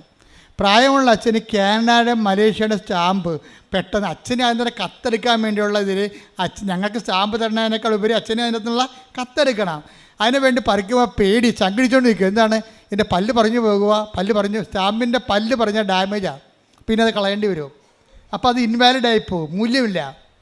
അപ്പോൾ അതുകൊണ്ട് വാലിഡ് അത് പല്ല് എല്ലാം ഉള്ള സ്റ്റാമ്പാണെങ്കിൽ ക്ലോഡച്ചനും മുറിയിൽ നിന്ന് ഞങ്ങൾ ചാടിപ്പുറത്ത് കൈ ഒടിച്ചുകൊണ്ട് എന്താണ് ഡാമേജ് അല്ലാത്ത പുതിയൊരു വെറൈറ്റി സ്റ്റാമ്പ് കിട്ടി അതുകൊണ്ടൊന്ന് ആൽബത്തിൽ ഒട്ടിച്ച് വെക്കും. അപ്പോഴേ ഈ പല്ല് പോണത് സ്റ്റാമ്പ് ഡാമേജാണ്. ഉടമ്പടിക്കും ഇതുപോലെ സംഭവമുണ്ട്. ചില ഉടമ്പടി ഡാമേജായി പോവും, പല്ല് പോവും. നിങ്ങൾ ധൃതി കാണിച്ചും അല്ലെങ്കിൽ നിങ്ങളത് വേണ്ട രീതിയിൽ ഇപ്പോൾ അതിൻ്റെ ഒരു ദൈവസ്നേഹം വേണമല്ലോ ഇതിന്. പശുത്താൻ നിറവിലല്ലേ ഇത് ചെയ്യേണ്ടത്. നിരാശയിലും സങ്കടത്തോടെയും ചെയ്തു നോക്കാം. എല്ലാവർക്കും ചെയ്യേണ്ടല്ല. ചെറുക്കൊക്കെ ഈ ഷോർട്ടേജ് അടിക്കുന്ന പോലെ അവർക്ക് എന്ത് കിട്ടിയെന്ന് അങ്ങോട്ട് കഴിഞ്ഞ് വിളിച്ചു ചോദിക്കും, എടി നിൻ്റെ കാര്യം വല്ല നടന്നാ, എടി നിൻ്റെ കാര്യം നടന്നാ. അവർക്ക് ഈ ലോട്ടറിക്ക് എടുക്കണ പോലെ ചില പെണ്ണുങ്ങളൊന്നും ഉടമ്പടി എടുത്തിട്ട് ഇവർക്കടിച്ചാന്ന് വിളിച്ചു ചോദിച്ചുകൊണ്ടിരിക്കും. പരീക്ഷാഫലം പോരാ, പരീക്ഷ പോലെ നീ ജയിച്ചാ, നിനക്കെല്ലാം മൊഴികളും കിട്ടിയ എന്ന് അങ്ങോട്ടും വിളിച്ചു ചോദിക്കണം. ദൈവത്തിനെ ആക്ഷേപിക്കുന്ന രൂപത്തിൽ ഉടമ്പടി ഫലങ്ങളെക്കുറിച്ച് പരസ്പരം പറഞ്ഞും വിളിച്ചും ചോദിച്ചും ഉടമ്പടി നിങ്ങൾ ഡാമേജ് ആക്കും. ഉടമ്പടി നിങ്ങളും ദൈവവും തമ്മിലുള്ള സ്വകാര്യ രഹസ്യമായൊരു ബന്ധമാണ്. അതിൻ്റെ അകത്തൊരു രഹസ്യാത്മകത ഉണ്ട്. അതുകൊണ്ട് മറ്റുള്ളവർ നോക്കിയിട്ട് നിങ്ങളുടെ ദൈവബന്ധത്തെ വിലയിരുത്തരുത്. നിങ്ങൾക്ക് വേണ്ടിയുള്ള ആഹാരം നിങ്ങൾക്ക് വേണ്ടി ദൈവം കരുതി വെച്ചിട്ടുണ്ട്. നിങ്ങളെന്താ ചെയ്യേണ്ടത്? ആദ്യം ദൈവരാജ്യത്തെ ശ്രദ്ധിക്കട്ടെ. ഹല്ലേലൂയ ഹല്ലേലൂയ ഹല്ലേലൂയ ഹല്ലേലൂയ യേശുവേ നന്ദി. ഹല്ലേലൂയ ഹല്ലേലൂയ ഹല്ലേലൂയ ഹല്ലേലൂയ. മത്തായി 6:33 നിങ്ങൾ ആദ്യം അവിടുത്തെ രാജ്യവും അവിടുത്തെ നീതിയും അന്വേഷിക്കുക, അതോടൊപ്പം മറ്റുള്ളവയെല്ലാം നിങ്ങൾക്ക് ലഭിക്കും. മറ്റുള്ളവയെല്ലാം നിങ്ങൾക്ക് ലഭിക്കുമെന്ന് ദൈവം പറഞ്ഞെങ്കിൽ നിങ്ങൾ അതിൽ വിശ്വസിക്കണം. എന്നിട്ട് നിങ്ങൾ ചെയ്യാനുള്ള ആദ്യം അവിടുത്തെ രാജ്യവും അവിടുത്തെ നീതിയും അന്വേഷിക്കണം. ഉടമ്പടി പുതുക്കാൻ വരുമ്പോൾ നിങ്ങൾക്ക് ശത്രുക്കൾ ഉണ്ടാകാൻ പാടില്ല. ഉടമ്പടി പുതുക്കാൻ വരുമ്പോൾ നിങ്ങൾ സംസാരിക്കാതിരിക്കേണ്ട വ്യക്തികൾ ഉണ്ടാകാൻ പാടില്ല. ഉടമ്പടി പുതുക്കാൻ വരുമ്പോൾ നിങ്ങൾക്ക് കടങ്ങൾ ഉണ്ടാകാൻ പാടില്ല. നിങ്ങൾക്ക് 10 പൈസ കിട്ടി, നാളെ നിങ്ങളെ സഹായിച്ച ഇന്നലെ നിങ്ങളെ സഹായിച്ച ആൾക്കാരായിരിക്കും. അപ്പോൾ നിങ്ങളെ ഉടനെ നിങ്ങൾക്ക് പൈസ കിട്ടിക്കഴിയുമ്പോൾ വീട്ടിൽ ശമ്പളം കിട്ടിയിട്ട് അല്ലെങ്കിൽ മകൻ വരട്ടെ അപ്പം തരാമെന്ന് പറഞ്ഞാൽ നിങ്ങൾ 10,000 രൂപ മേടിച്ചത്. അപ്പോൾ നിങ്ങൾക്കിപ്പോൾ പൈസ കിട്ടി, മകൻ വന്ന് പൈസ കിട്ടി. പക്ഷേ നിങ്ങളെന്ത് ചെയ്യും? ഇപ്പോൾ ഒരു സെൽഫോൺ മേടിക്കാം, ഒരു സ്മാർട്ട് ഫോൺ മേടിക്കാം, ആ കാശ് പിന്നെ കൊടുക്കാമെന്ന് പറയും. അപ്പോൾ നിങ്ങൾ ഉടമ്പടി ഡാമേജ് ആയിപ്പോയി. എന്താ കാര്യം? നിങ്ങൾ വാക്ക് പാലിച്ചില്ല. നിങ്ങൾ എന്താ പറഞ്ഞത്? മകൻ വരട്ടെ, മകൻ വരുമ്പോൾ ഞാൻ നിങ്ങൾക്ക് കാശ് തരാം എന്ന് പറയുന്നത് നിങ്ങളെ വിശ്വസിച്ച് ആണ് നിങ്ങൾക്ക് ആ പൈസ വന്നത്. ഇപ്പം മകൻ വന്ന് നിങ്ങൾക്ക് കാശ് കിട്ടി. പക്ഷേ ഇപ്പം നിങ്ങളെന്താ പറയണത്? നല്ല സ്മാർട്ട് ഫോൺ മേടിക്കണം, ഇങ്ങനെ തൊട്ട ഓടണ പുതിയ ഫോണുണ്ട്, അത് വാങ്ങിച്ച്. അപ്പം നിങ്ങളുടെ കാര്യം കഴിഞ്ഞിട്ട് മതി മറ്റുള്ളവരുടെ കാര്യം എന്ന് പറയുമ്പോൾ ആദ്യം ദൈവരാജ്യം എന്ന് പറയണത് ആദ്യം മറ്റുള്ളവരുടെ കാര്യമല്ലേ ചെയ്യേണ്ടത്. നമ്മൾ കടപ്പെട്ടുള്ള കാര്യങ്ങൾ ആദ്യം ചെയ്യണം. അപ്പോൾ ഉടമ്പടി ഡാമേജ് ആകത്തില്ല. അല്ലെങ്കിൽ സ്റ്റാമ്പിൻ്റെ പല്ല് ഡാമേജ് ആയ പോലെ നിങ്ങളുടെ ഉടമ്പടി ഡാമേജ് ആകും. അപ്പോൾ ഉടമ്പടി ഡാമേജ് ആകാതിരിക്കാൻ വേണ്ടി പ്രത്യേകം ശ്രദ്ധിക്കണം. അതിൻ്റെ ചേരുവകളും ചെയ്വനകളും കറക്റ്റ് ചെയ്തിട്ട് നിങ്ങൾ ദൈവദൃശ്യം നീറ്റായിട്ട് നിൽക്കുകയാണെങ്കിൽ ഡാമേജ് ആകാത്ത ഉടമ്പടിയാണ്. ഡാമേജ് ആകാത്ത ഉടമ്പടി ഒരു ദേശീയ പാത പോലെയാണ്. ദൈവം ഏത് സമയത്തും വരും. ഇപ്പോൾ എന്താ പറയുക, ജോളിയുടെ പ്രശ്നം എന്താ? ജോളിയും വിൻസെൻറ്റും അപ്പോൾ അവർ സ്വപ്നം കണ്ട പോലെ തന്നെ മകനെ വണ്ടി ഇടിച്ച് പിറ്റേ ദിവസം. അപ്പോൾ ഭർത്താവ് ഭാര്യനെ വിളിച്ച് പറഞ്ഞില്ല. അവൾ വിളിച്ച് പറഞ്ഞാൽ ഭാര്യ വല്ലാത്ത കണ്ടീഷനായി പോകും. ഭർത്താവ് നേരെ ഹോസ്പിറ്റലിലേക്ക് ഓടുകയാണ്. പോകുമ്പോൾ ഉടനെ ഭാര്യയെ ആരൻ്റെ ഭാര്യ വിളിച്ച് മകന് വണ്ടി ഇടിച്ച് ഹോസ്പിറ്റലിലാണെന്ന് പറഞ്ഞു. അപ്പോൾ ഉടനെ ഭാര്യ ഭർത്താവിനെ വിളിച്ച് പറഞ്ഞ് മകൻ വണ്ടി ഇടിച്ച് എന്ന് പറഞ്ഞപ്പോൾ ഒരു മകനേ ഉള്ളേ, ഒന്നിലൊരു മകനാണേ. അപ്പോൾ ഭർത്താവ് പറഞ്ഞ് ഞാൻ അങ്ങോട്ട് പോയിക്കൊണ്ടിരിക്കണം, നീ അടങ്ങാമെന്ന് പറഞ്ഞു. അടങ്ങാനൊന്നുമില്ല, നിങ്ങളെ വന്നിവിടെ എന്നെ കൂട്ടിക്കൊണ്ട് പോയില്ലെങ്കിൽ എനിക്കറിയാം എന്ത് ചെയ്യണമെന്ന്. കാര്യം അവർ വയലൻ്റായി. ഉടനെ വയലൻ്റായി. ഉടനെ ഈ ഭർത്താവ് തിരിച്ചു വന്ന് വണ്ടിയിൽ ഇവരെയും കൂട്ടിക്കൊണ്ട് അവിടെ ചെന്നപ്പോൾ ഡോക്ടർ പറഞ്ഞ് കുഴപ്പമൊന്നുമില്ല, ഭയങ്കര ടെൻഷൻ അടിച്ചാണ് ചെയ്യുന്നത്, കുഴപ്പമൊന്നുമില്ല എന്നൊക്കെ പറഞ്ഞ് കുഴപ്പമൊന്നുമില്ല എന്നൊക്കെ ഡോക്ടർ പറഞ്ഞ് അവരൊക്കെ പോവുകയും ചെയ്ത് റെസ്റ്റ് എടുക്കട്ടെ, ഗ്ലൂക്കോസ് കയറുന്നുണ്ട്, വെള്ളം കുടിച്ച് ഫ്രഷ് ആയിക്കൊണ്ടിരിക്കണമെന്ന് പറഞ്ഞപ്പോഴേ പെട്ടെന്ന് ഇവർ ഡാമേജ് ആകാത്ത ഉടമ്പടിയാണ്. ഇവരുടെ ജോലിയുടെ ഉടമ്പടി ഡാമേജ് ആകാത്തതാണ്. അവർ കൃത്യമായിട്ട് ആ സംഭവം കൃത്യമായിട്ട് ചെയ്യുന്നുണ്ട്. അപ്പോൾ ഡാമേജ് ആകാത്ത ഉടമ്പടി ആയതുകൊണ്ട് ദൈവത്തിന് കമ്മ്യൂണിക്കേറ്റ് ചെയ്യാൻ എളുപ്പമാണ്. ഈശോ പറഞ്ഞ് മകളെ അവന് നെറ്റിക്കും നോക്കിക്കിട്ട് ആ പുരുകത്തിൻ്റെ മുകളിലോട്ട് നോക്കാൻ പറഞ്ഞു. ഉടനെ ജോളി മകൻ്റെ പുരുകത്തോട്ട് നോക്കി. അവൻ ഉറങ്ങിക്കിടക്കണ പോലെ കിടക്കുകയല്ലേ. നോക്കിയപ്പോഴുണ്ട് ഒരു നീലപ്പൊട്ട്. അപ്പോൾ ഇവർ നേഴ്സാണ്, സീനിയർ നേഴ്സാണ്. അപ്പോൾ ഈ നെറ്റിയിൽ നീലപ്പൊട്ട് എന്താണെന്നുള്ള ഇവർക്ക് പെട്ടെന്ന് പിടികിട്ടി. ഇവരപ്പം തന്നെ ആശുപത്രിയിലേക്ക് ഓടി സർജനെ കണ്ടെത്തിയും പറഞ്ഞു, സാറേ ഒന്നുകൂടി വന്ന് തിരിച്ചുണ്ടാവും, സ്കാൻ ചെയ്യണം, ഒരു നീലപ്പൊട്ട് കിടപ്പുണ്ട്, അത് ക്ലോട്ടിങ് ആണെന്ന് എനിക്ക് സംശയമുണ്ടെന്ന് പറഞ്ഞു.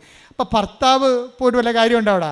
ഭർത്താവ് ആരും കുഴപ്പമില്ലെന്ന്, അവർ നേഴ്സ് സ്കിൽഫുള്ളായിട്ടുള്ള പേഴ്സൺ വരുമ്പോൾ വ്യത്യാസം പറഞ്ഞിട്ടുണ്ടല്ലേ, അവർ നേഴ്സായതുകൊണ്ട് ഹെഡ് നേഴ്സാൻ പറ്റുകയാണ് അവർ. അപ്പോൾ അവരൊക്കെ ഉടനെ തിരിച്ചു വന്ന് സ്കാൻ ചെയ്തപ്പോഴുണ്ട് ക്ലോട്ടാണെന്ന് അറിഞ്ഞോടുകൂടി സിറ്റുവേഷൻസ് ആപ്പടെ മാറി. ഡോക്ടർ എല്ലാവരും മാറ്റി, ഇവനെ ICUലോട്ട് മാറ്റി. പിന്നെ എന്താ പ്രശ്നം? ഇവനിനി ഛർദ്ദിക്കരുത്, 1, തലവേദന ഉണ്ടാവരുത്, 2, ഇപ്പം അങ്ങനെ കുറച്ച്, അതായത്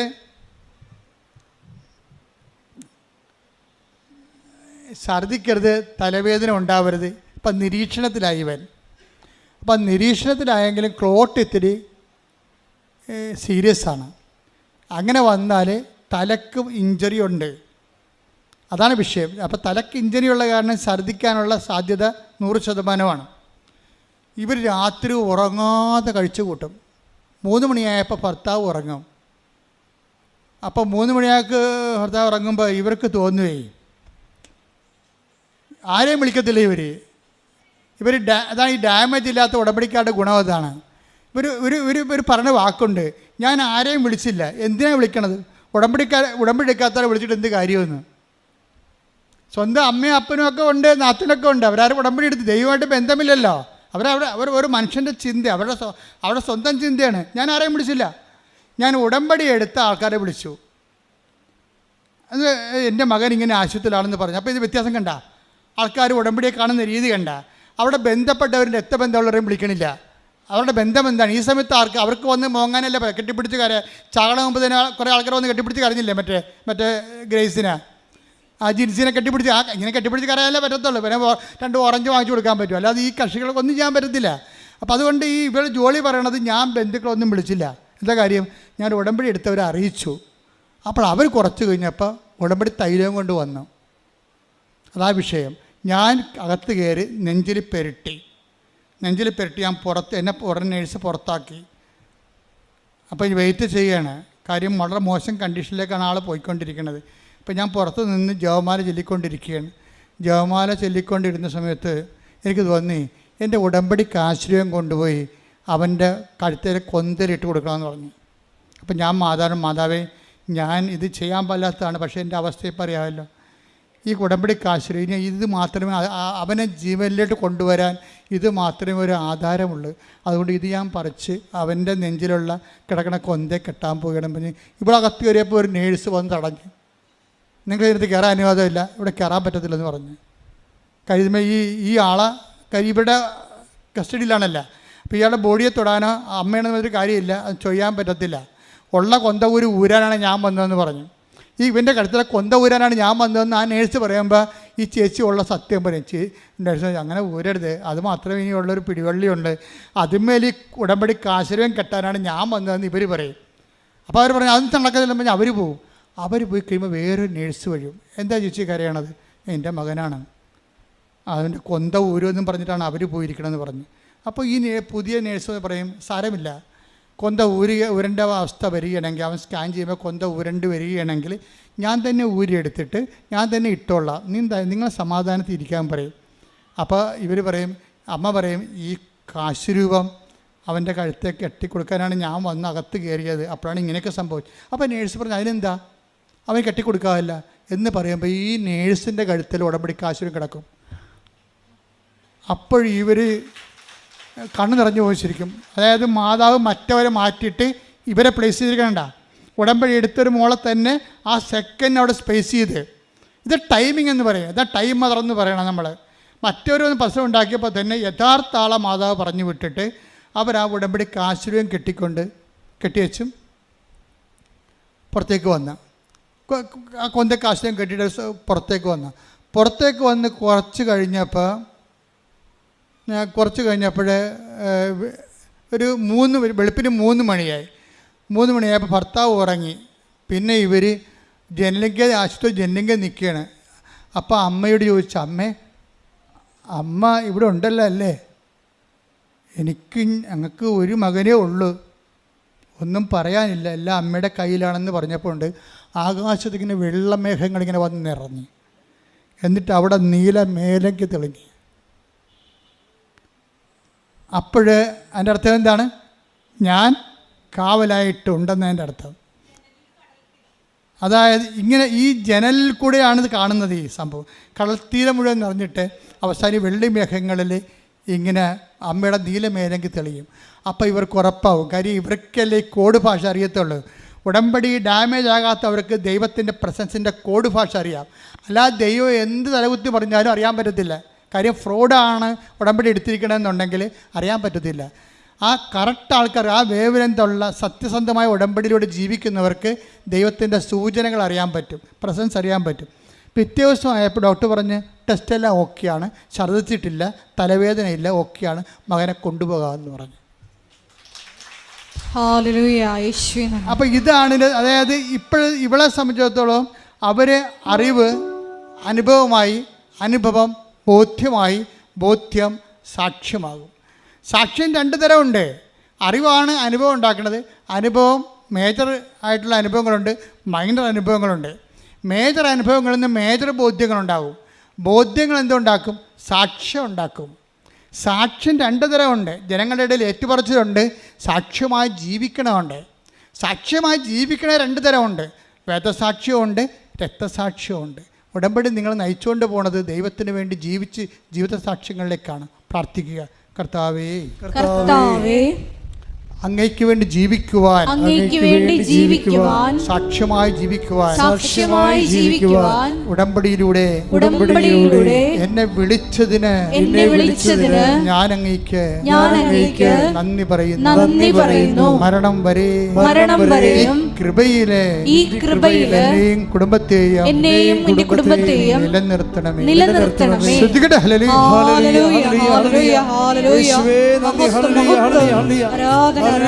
ശുദ്ധ പരമദിവ്യകാരുണ്യത്തിന് രോഗസൗഖ്യ പ്രാർത്ഥനയാണ്.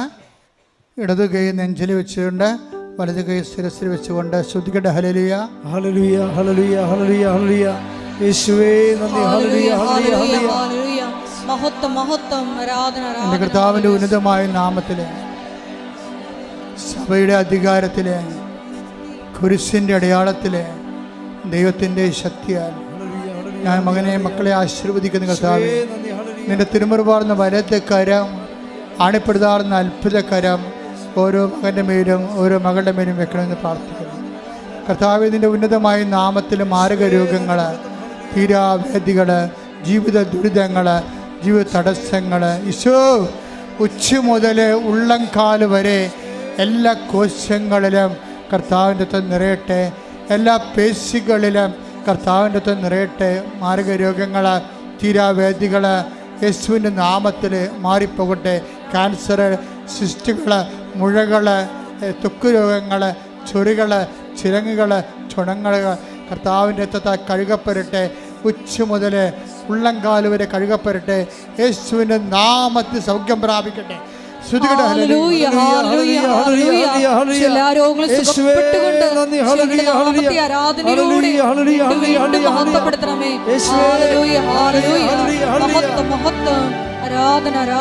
കൈകൾ കൂപ്പുക.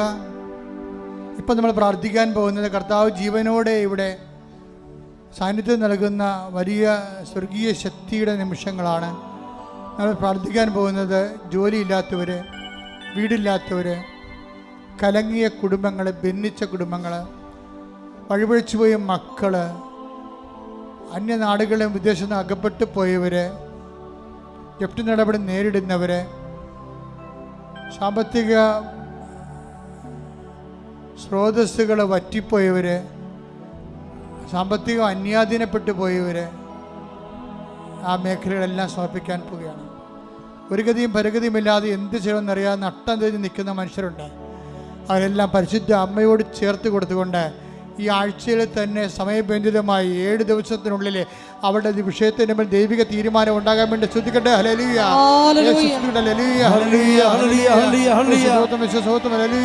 ദൈവത്തിന്റെ കരുണ, ദൈവത്തിന്റെ ശക്തി, ദൈവത്തിന്റെ കൃപ മക്കളുടെ ആവശ്യിക്കട്ടെ. ഈശോ 38 വർഷം 38 വർഷം ഏർപ്പിച്ച കൃപായുടെ യോഗ്യതയാൽ ഇയാൾ താഴെ നടന്ന 10,000-കണക്കിന് ആരാധന ശക്തിയാൽ മാരക രോഗങ്ങള്, തീരാ ജീവിത തടസ്സങ്ങള്, തീരാ ജീവിത ദുരിതങ്ങള് യേശു ക്രിസ്തുവിന്റെ നാമത്തില് മാറിപ്പോകട്ടെ. ഹല്ലേലൂയ, ഹല്ലേലൂയ, ഹല്ലേലൂയ.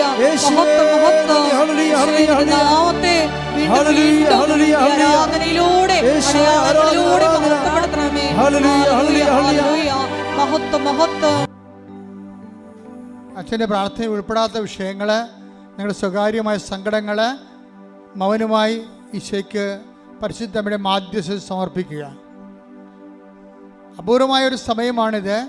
ഇത്രയും നമ്മൾ വചനം കേട്ടതിന് ശേഷമാണ് ഇപ്പോഴും കർത്താവിൻ്റെ ദിവസം മുട്ടുകുത്തിക്കൊണ്ട് നമ്മുടെ ജീവിത നിലനിൽപ്പിന് വേണ്ടി നിങ്ങൾ കണ്ണീരിടുന്നത്. ഇതിൻ്റെ മേൽ സാക്ഷ്യം പറയാവുന്ന നേരത്തെ നിങ്ങൾ ഈശോയോട് പറഞ്ഞുകൊള്ളുക. സാക്ഷ്യം പറയാൻ സാധിക്കും. നിങ്ങൾ ദൈവത്തിന് ഒരു സമയം കൽപ്പിച്ച് നൽകുക. മാതാവിൻ്റെ മധ്യസ്ഥതയിൽ അമ്മ ഒരു സമയം നിശ്ചയിച്ചു കഴിഞ്ഞാൽ കർത്താവ് അത് മാറ്റത്തില്ലെന്ന് ഓർത്തുകൊണ്ട് തന്നെ നിങ്ങളുടെ വിഷയത്തിന് മേൽ ദൈവിക തീരുമാനം ഉണ്ടാകാം. സമയം നിങ്ങൾ നിശ്ചയിക്കുക. അമ്മേ, പരിശുദ്ധമ്മ, ദേവമാതാവേ, സമയത്തിൻ്റെ മാതാവേ, സഞ്ചാരി മാതാവേ, എല്ലാ മേഖലകളിലും മക്കൾ അനുഭവിക്കുന്ന വിഷയങ്ങൾ സമയബന്ധിതമായി നിറവേറാൻ ആവശ്യമായ ദൈവത്തിൻ്റെ മാധ്യസ്ഥം പരിശുദ്ധ അമ്മയുടെ അപ്രതിരോധ്യമായ സ്വർഗീയ മാധ്യസ്ഥതയുടെ മുമ്പിൽ ഞങ്ങൾ സമർപ്പിച്ചുകൊണ്ട് പരിശുദ്ധ അമ്മയുടെ മധ്യസ്ഥ ഈശോയ്ക്ക് സമർപ്പിച്ചുകൊണ്ട് ശ്രദ്ധിക്കട്ടെ. ഹല്ലേലൂയ, ഹല്ലേലൂയ, ഹല്ലേലൂയ. ഈശ്വരാധന, ഹല്ലേലൂയ. ഈശോയെ സമയബന്ധിതമായി നമ്മുടെ ജീവിതത്തിൽ ഇടപെടുന്നവരുടെ കാരുണ്യത്തിന് നന്ദി പറയുന്നു. പരിശുദ്ധ അമ്മയുടെ മധ്യസ്ഥത്തിന് നന്ദി പറയുന്നു. ഹല്ലേലൂയ, ഹല്ലേലൂയ. മഹത്വം, മഹത്വം. ആരാധന, ആരാധന. ഹല്ലേലൂയ. മൗനമായി സ്വന്തം സ്വകാര്യ സങ്കടങ്ങൾ സമർപ്പിക്കേണ്ട സമയമാണ്. നിങ്ങൾക്ക് വേണ്ടി അച്ഛനും ഈശോയെ തൊട്ട് പ്രാർത്ഥിക്കേണ്ട സമയമാണിത്.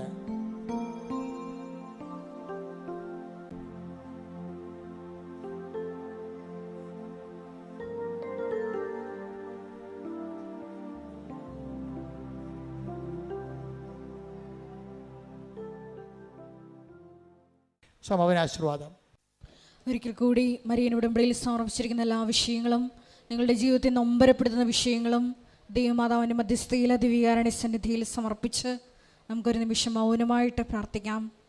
സംശയിക്കാത്ത വിശ്വാസം ഞങ്ങൾക്ക് നൽകണമേ എന്ന് നമുക്ക് വചനത്തിൽ കേട്ടതുപോലെ പ്രാർത്ഥിക്കാം. ഒപ്പം തന്നെ ഞങ്ങളുടെ നിലപാടുകളിലൂടെയും സമീപനങ്ങളിലൂടെയും ആത്മാവിൻ്റെ ഫലങ്ങൾ സമൃദ്ധമായി ഞങ്ങളിൽ വന്ന് നിറഞ്ഞ് എത്രയും വേഗം സാക്ഷ്യം പറയാനുള്ള കൃപ ഞങ്ങൾക്ക് നൽകണമേ എന്ന് പ്രാർത്ഥിച്ചുകൊണ്ട് ശിരസ് നമിച്ച് നമുക്ക് ദിവ്യകാരുണ്യനാഥൻ്റെ ആശീർവാദം സ്വീകരിക്കാം.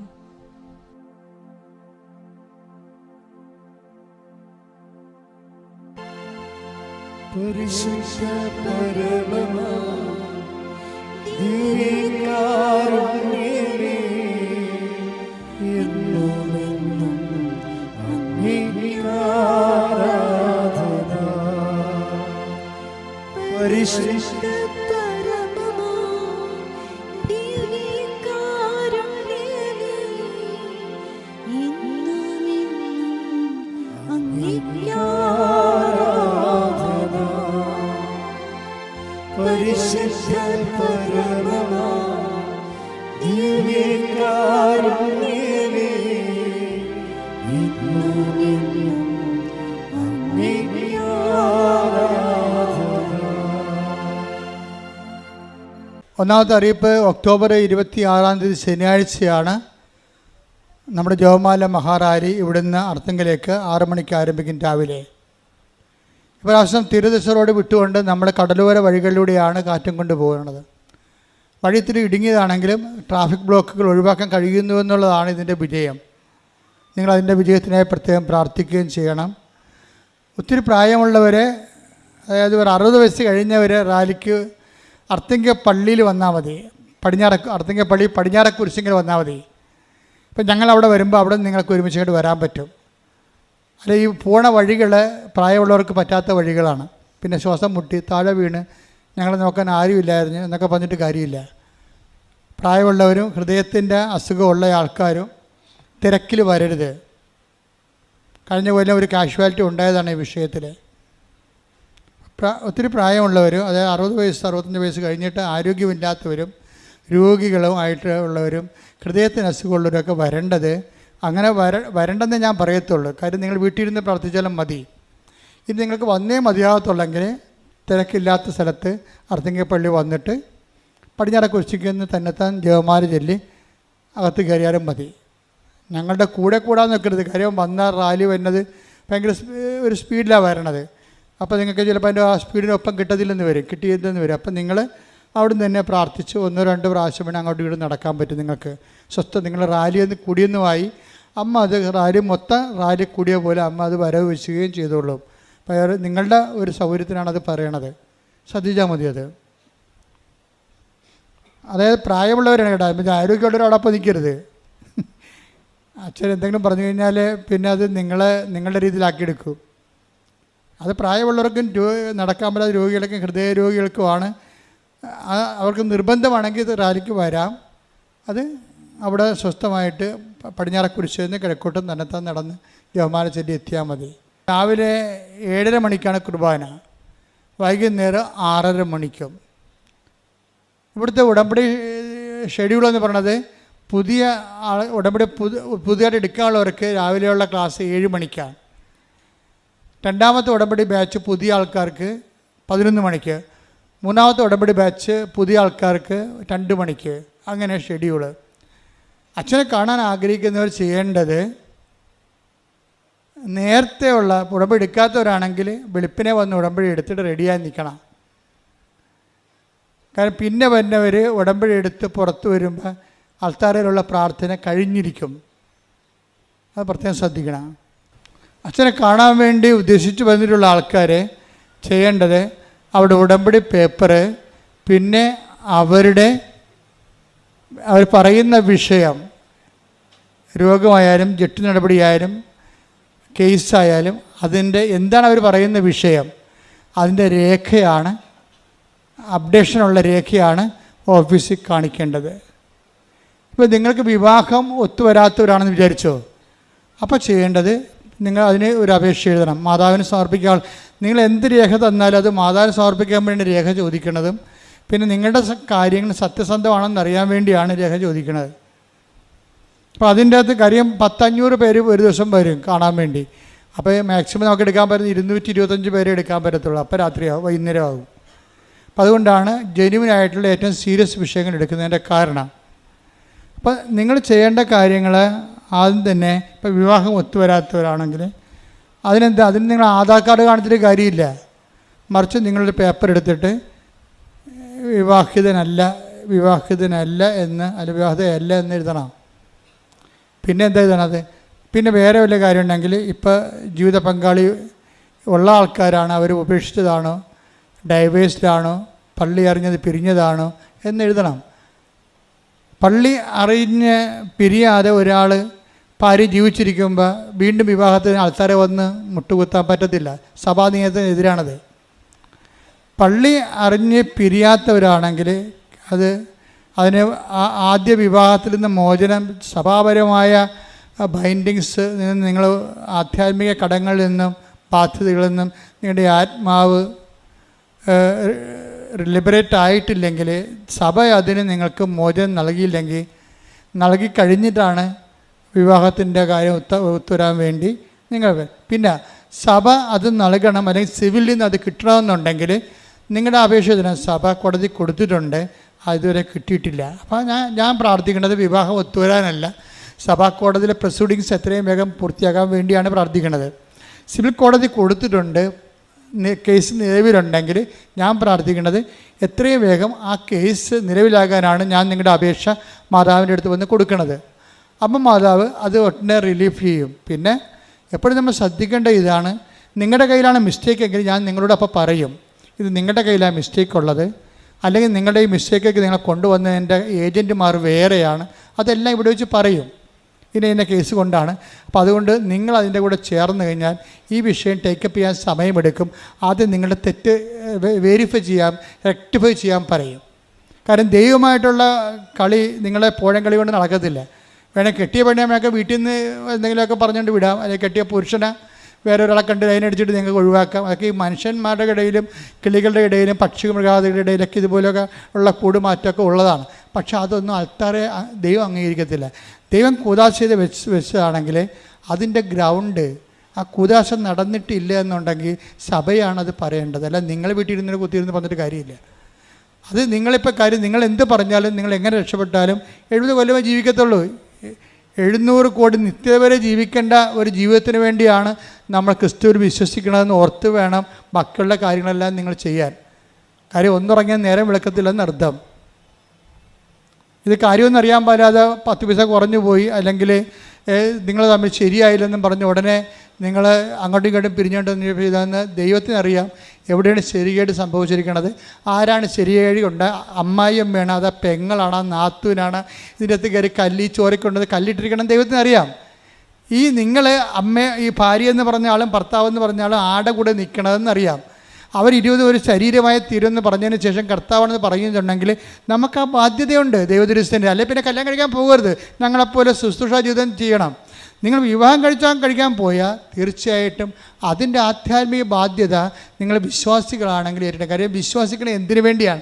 ഇവിടെ കിടന്ന് പായസം കഴിച്ച് കഴിയാൻ വേണ്ടിയല്ല, നിത്യവരെ എത്താൻ വേണ്ടിയാണ്. ഞാൻ മാതാവിനെ നേരിട്ട് കണ്ടൊരു വൈദികനാണ്. അപ്പോൾ നിത്യത എന്താണെന്ന് എനിക്കറിയാം. അതുകൊണ്ടാണ് ഞാൻ ഇത്രയും ശാസ്ത്രാപൂർവ്വം നിങ്ങളോട് സംസാരിക്കുന്നത്. ഈ വിഷയത്തെക്കുറിച്ച് ആംബിഗസായിട്ട് ഐഡിയ ഉള്ള ആൾക്കാർക്ക് എന്ത് ലൂസ് പണിയും കാണിക്കാൻ പറ്റും. ഇവിടെ കൃപാസനത്തിൽ ലൂസ് പണിയൊന്നും നടക്കത്തില്ല, കറക്റ്റ് കാര്യങ്ങൾ പറയും. എന്താ കാര്യം? നമ്മൾ വിശ്വസിക്കുന്ന കാര്യത്തിൽ കട്ടനായിട്ടുള്ള ബേസിക്കുള്ള കാര്യങ്ങളാണ്. അതുകൊണ്ട് നിങ്ങൾ നിത്യജീവിതം, ഇപ്പം വൈശാഖ് പോലും പറഞ്ഞത് എന്താണ്? ഞാൻ ഇനി ജീവിക്കണം നിത്യതയ്ക്ക് വേണ്ടിയാണെന്നാണ്. അപ്പം അതിന് ആ ബോധ്യം കിട്ടി. നിത്യതയ്ക്ക് വേണ്ടി ബോധ്യം കിട്ടണം. അപ്പോഴാണ് നിങ്ങളുടെ ഉടമ്പടി ഡാമേജ് ആകാതെ പോണത്. ഇറ്റ്സ് ഓക്കെ, ക്ലിയർ, സന്തോഷമായിരിക്കുക. അപ്പം നിങ്ങളുടെ അവസ്ഥ എന്താണ്? ഇത് നിങ്ങളുടെ കയ്യിൽ നിന്ന് തെറ്റിപ്പോയതാണെന്ന് വിചാരിച്ചോ? ഒരു മത്സരത്തിന് വാശിയിൽ നിൽക്കുകയാണ്, അവളെ കൊണ്ട് ആക്കി, അവൾ വരട്ടെ, ഞാൻ ഗൾഫിൽ നിന്ന്, ഞാൻ യൂറോപ്പിൽ നിന്ന് വന്ന കാര്യം അവൾക്കറിയാവില്ല, അവളെന്താ വരണ്ടത്, ഞാനല്ല ഭർത്താവ്, അവളല്ലേ വരേണ്ടത്. ചിലപ്പോൾ ഒരു വാശിയായി. പക്ഷേ എന്നോട് പറയണം, അച്ഛാ ഒരു വാശിയിലാണെന്ന് പറയണം നിങ്ങൾ എന്നോട്. അപ്പോൾ അതിൻ്റെ മരുന്ന് എന്താണെന്ന് ഞാൻ പറഞ്ഞുതരും നിങ്ങൾക്ക്. പിന്നെ എന്താ പ്രശ്നം? അതുകൊണ്ട് വിവാഹം ഒത്തു വന്നിട്ടില്ല എന്നുണ്ടെങ്കിൽ നിങ്ങളത് കൃത്യമായിട്ട് എൻ്റെ സിറ്റുവേഷൻസ്, സാഹചര്യം എഴുതി തരണം. അപ്പോൾ എനിക്ക് നിങ്ങളോട് ഭയങ്കര കരുണയും വാത്സല്യവും തോന്നും. അത് ദൈവത്തിന് തോന്നുന്ന വാത്സല്യമാണത്. നിങ്ങളോടൊരു വാത്സല്യം എനിക്ക് തോന്നിയാൽ ആ വിഷയത്തിൻ്റെ മേൽ ദൈവിക തീരുമാനം ഉടനെ ഉണ്ടാകും. നിങ്ങളോട് എനിക്ക് പുച്ഛമാണ്, വെറുപ്പാണെങ്കിൽ എന്താ വെച്ചാൽ നിങ്ങളിൽ പൈശാചിക ശക്തികൾ നിലനിൽക്കുന്നുണ്ടെന്ന് എൻ്റെ അർത്ഥം. അങ്ങനെ വന്നാൽ നിങ്ങൾ എത്രയും വേഗം അത് റെക്ടിഫൈ ചെയ്ത് കർത്താവിന് പ്രവർത്തിക്കാൻ പറ്റുന്ന രീതിയിലേക്ക് നിങ്ങൾ വിശുദ്ധീകരിക്കണം. ഇത് വിശുദ്ധീകരിക്കാൻ ഏറ്റവും നല്ല നടപടിയാണ് ഉടമ്പടി. അപ്പോൾ ഒന്നിനെക്കുറിച്ച് നിങ്ങൾ വിഷമിക്കേണ്ട. എന്തവസ്ഥ നിങ്ങളുടെ കയ്യിൽ നിന്ന് അബദ്ധം വന്നാൽ എന്നോടത് പറഞ്ഞാൽ മതി, അച്ഛാ ഇങ്ങനെയാണ് സംഭവം എന്ന് പറഞ്ഞാൽ അപ്പം തന്നെ കർത്താവിൻ്റെ അടുത്ത് പറയണേക്കാൾ നമുക്ക് കർത്താവിൻ്റെ അടുത്ത് നേരിട്ട് പറയാൻ പറ്റത്തില്ല. അതേപോലെ ഞങ്ങളെപ്പോലെ വൈദികരെ വെച്ചിരിക്കണത്. അപ്പം നിങ്ങളത് പറയുമ്പോൾ, നിങ്ങൾ ഒരു വൈദികരോട് കാര്യം പറയുമ്പോൾ, നമ്മളെ കുമ്പസാരിക്കാൻ ചെല്ലുമ്പോൾ നമുക്കറിയാം അത് കർത്താവിനോട് നമ്മൾ പറയണത് എന്ന് പറയുമ്പോൾ, ആ ഒരു ബോധത്തിൽ പറയുമ്പോൾ അവർക്കും ആ ഒരു അഭിഷേകം കിട്ടും, നിങ്ങൾക്കും അഭിഷേകം കിട്ടും. അവിടെ ഉപദേശം കറക്റ്റായിരിക്കും. കുമ്പസാരിക്കാൻ ചെല്ലുന്നവർ വൈദികർ സമർപ്പിച്ച് പ്രാർത്ഥിക്കണം. എന്താ കാര്യം? വൈദികർക്ക് ഇതിൻ്റെ ഇരട്ടി അഭിഷേകം കിട്ടാൻ വേണ്ടി പ്രാർത്ഥിക്കണം. പ്രാർത്ഥിച്ചുകൊണ്ട് വേണം നിങ്ങൾ കുമ്പസാരക്കൂടിന് അണിയാൻ. കുമ്പസാരം ഇപ്പം മറ്റു മതസ്ഥർക്ക് കുമ്പസാരം പറ്റത്തില്ല. അപ്പോൾ അവരെന്ത് ചെയ്യണം? ആത്മാർത്ഥമായിട്ട് അനുദപിക്കണം. കർത്താവേ, ഞാൻ പരമാവധി ഇതെല്ലാം വിട്ടുപേക്ഷിക്കുകയാണ്, എന്നെ സഹായിക്കണം, ഞാൻ നികക്കളില്ലാത്ത പരുവത്തിലാണ്, എനിക്ക് നീ എന്നെ അനുഗ്രഹിച്ചാൽ ഞാൻ ഇനി വിശുദ്ധ ജീവൻ നയിച്ചു കൊള്ളാം. ക്ലിയർ അല്ലേ? പോയിൻ്റെല്ലാം ക്ലിയർ അല്ലേ? അങ്ങനെ തുറന്ന ഒരു ഇൻട്രാക്ഷൻ, ഒരു അടുപ്പം ദൈവമായിട്ട് കാണിച്ചാൽ എൻ്റെ മക്കൾ എപ്പോഴാന്ന് സാക്ഷ്യം പറയും. ലോകത്തിലെ ഏറ്റവും കൂടുതൽ ജനം ദൈവത്തെ അനുഭവിച്ച് സാക്ഷ്യം പറയുന്ന കൂടാരത്തിൽ ഇവിടെ വരുമ്പോൾ തന്നെ ഈ സാക്ഷ്യത്തിൻ്റെ ടേബിളിൽ ഞാനൊരു ദിവസം കയറും എന്ന് അമ്മയോട് പറഞ്ഞിട്ട് പോകണം. എന്തിനാണ്? ദൈവത്തെ മഹത്വപ്പെടുത്താൻ. അല്ല കിട്ടിയ സാക്ഷ്യം അടിച്ചു മാറ്റിക്കൊണ്ട് ഞാൻ സാക്ഷ്യം പറഞ്ഞ് നാട്ടുകാരറിയും, നാട്ടുകാരറിയും, വീട്ടുകാരറിയും എന്ന് പറഞ്ഞുകൊണ്ട് ദൈവത്തെ പറ്റിച്ച് കഴിഞ്ഞാൽ നിങ്ങൾ ഓർക്കണം, നിങ്ങൾക്ക് ഇനിയും വരേണ്ടി വരും ഇവിടെ. എന്താ കാര്യം? നിങ്ങളവർക്ക് ഇപ്പോൾ ഒരു അനുഗ്രഹം കിട്ടി, നിങ്ങൾക്ക് മക്കളില്ല, മക്കളെ കിട്ടി, കല്യാണം നടന്നില്ല, കല്യാണം നടന്ന്, പിന്നെ നിങ്ങൾ ഈ പരിചയത്തിൽ കയറത്തില്ല. എന്താണ് നടന്നാൽ എങ്ങനെ ഞങ്ങൾക്ക് കല്യാണം നടന്ന് കൊച്ചുണ്ടായെന്നൊക്കെ പറഞ്ഞു കഴിഞ്ഞാൽ അച്ഛന്മാരെങ്ങാനും സാക്ഷ്യം പറയാൻ പറഞ്ഞാൽ എന്ത് ചെയ്യും? അതുകൊണ്ട് പിന്നെ കൃപാസനത്തിൽ വരത്തില്ല, ഒന്നുറങ്ങിയാൽ നേരം വിളിക്കത്തില്ല. അറിയാമല്ല, ഇനിയും വരുന്നുണ്ട്, ഓടരുതമ്മവ അറിയാം, ഇനിയും വരുന്നുണ്ട് വിഷയം. ഇനി വന്നാൽ നിങ്ങൾ താങ്ങത്തില്ല. കാരണം നിങ്ങൾ ഫ്രോഡാണെന്നുള്ളതും സാക്ഷ്യം പറയത്തില്ല എന്നുള്ളതും ദൈവത്തെ അറിയാൻ പറ്റുമല്ല. അപ്പം പിന്നെ ഇനി വന്നാലുള്ള അവസ്ഥ എന്തായിരിക്കും? അതുകൊണ്ട് എത്രയും വേഗം സാക്ഷ്യം പറയാതിരിക്കുന്ന മനുഷ്യർ എല്ലാം മറന്നുകൊണ്ട് എളിമപ്പെട്ടുകൊണ്ട് ദൈവത്തിനുള്ള കടം നിർത്ത് കടമില്ലാത്തവരെ നിൽക്കണം. അപ്പോൾ പിന്നെ നിങ്ങൾക്കൊരു പ്രശ്നവുമില്ല. നിങ്ങൾ ഫ്രീ സോണിലായി, സന്തോഷമായി. ദൈവത്തിന് ഏത് സമയത്ത് നിങ്ങൾ സഹായിക്കാൻ പറ്റും.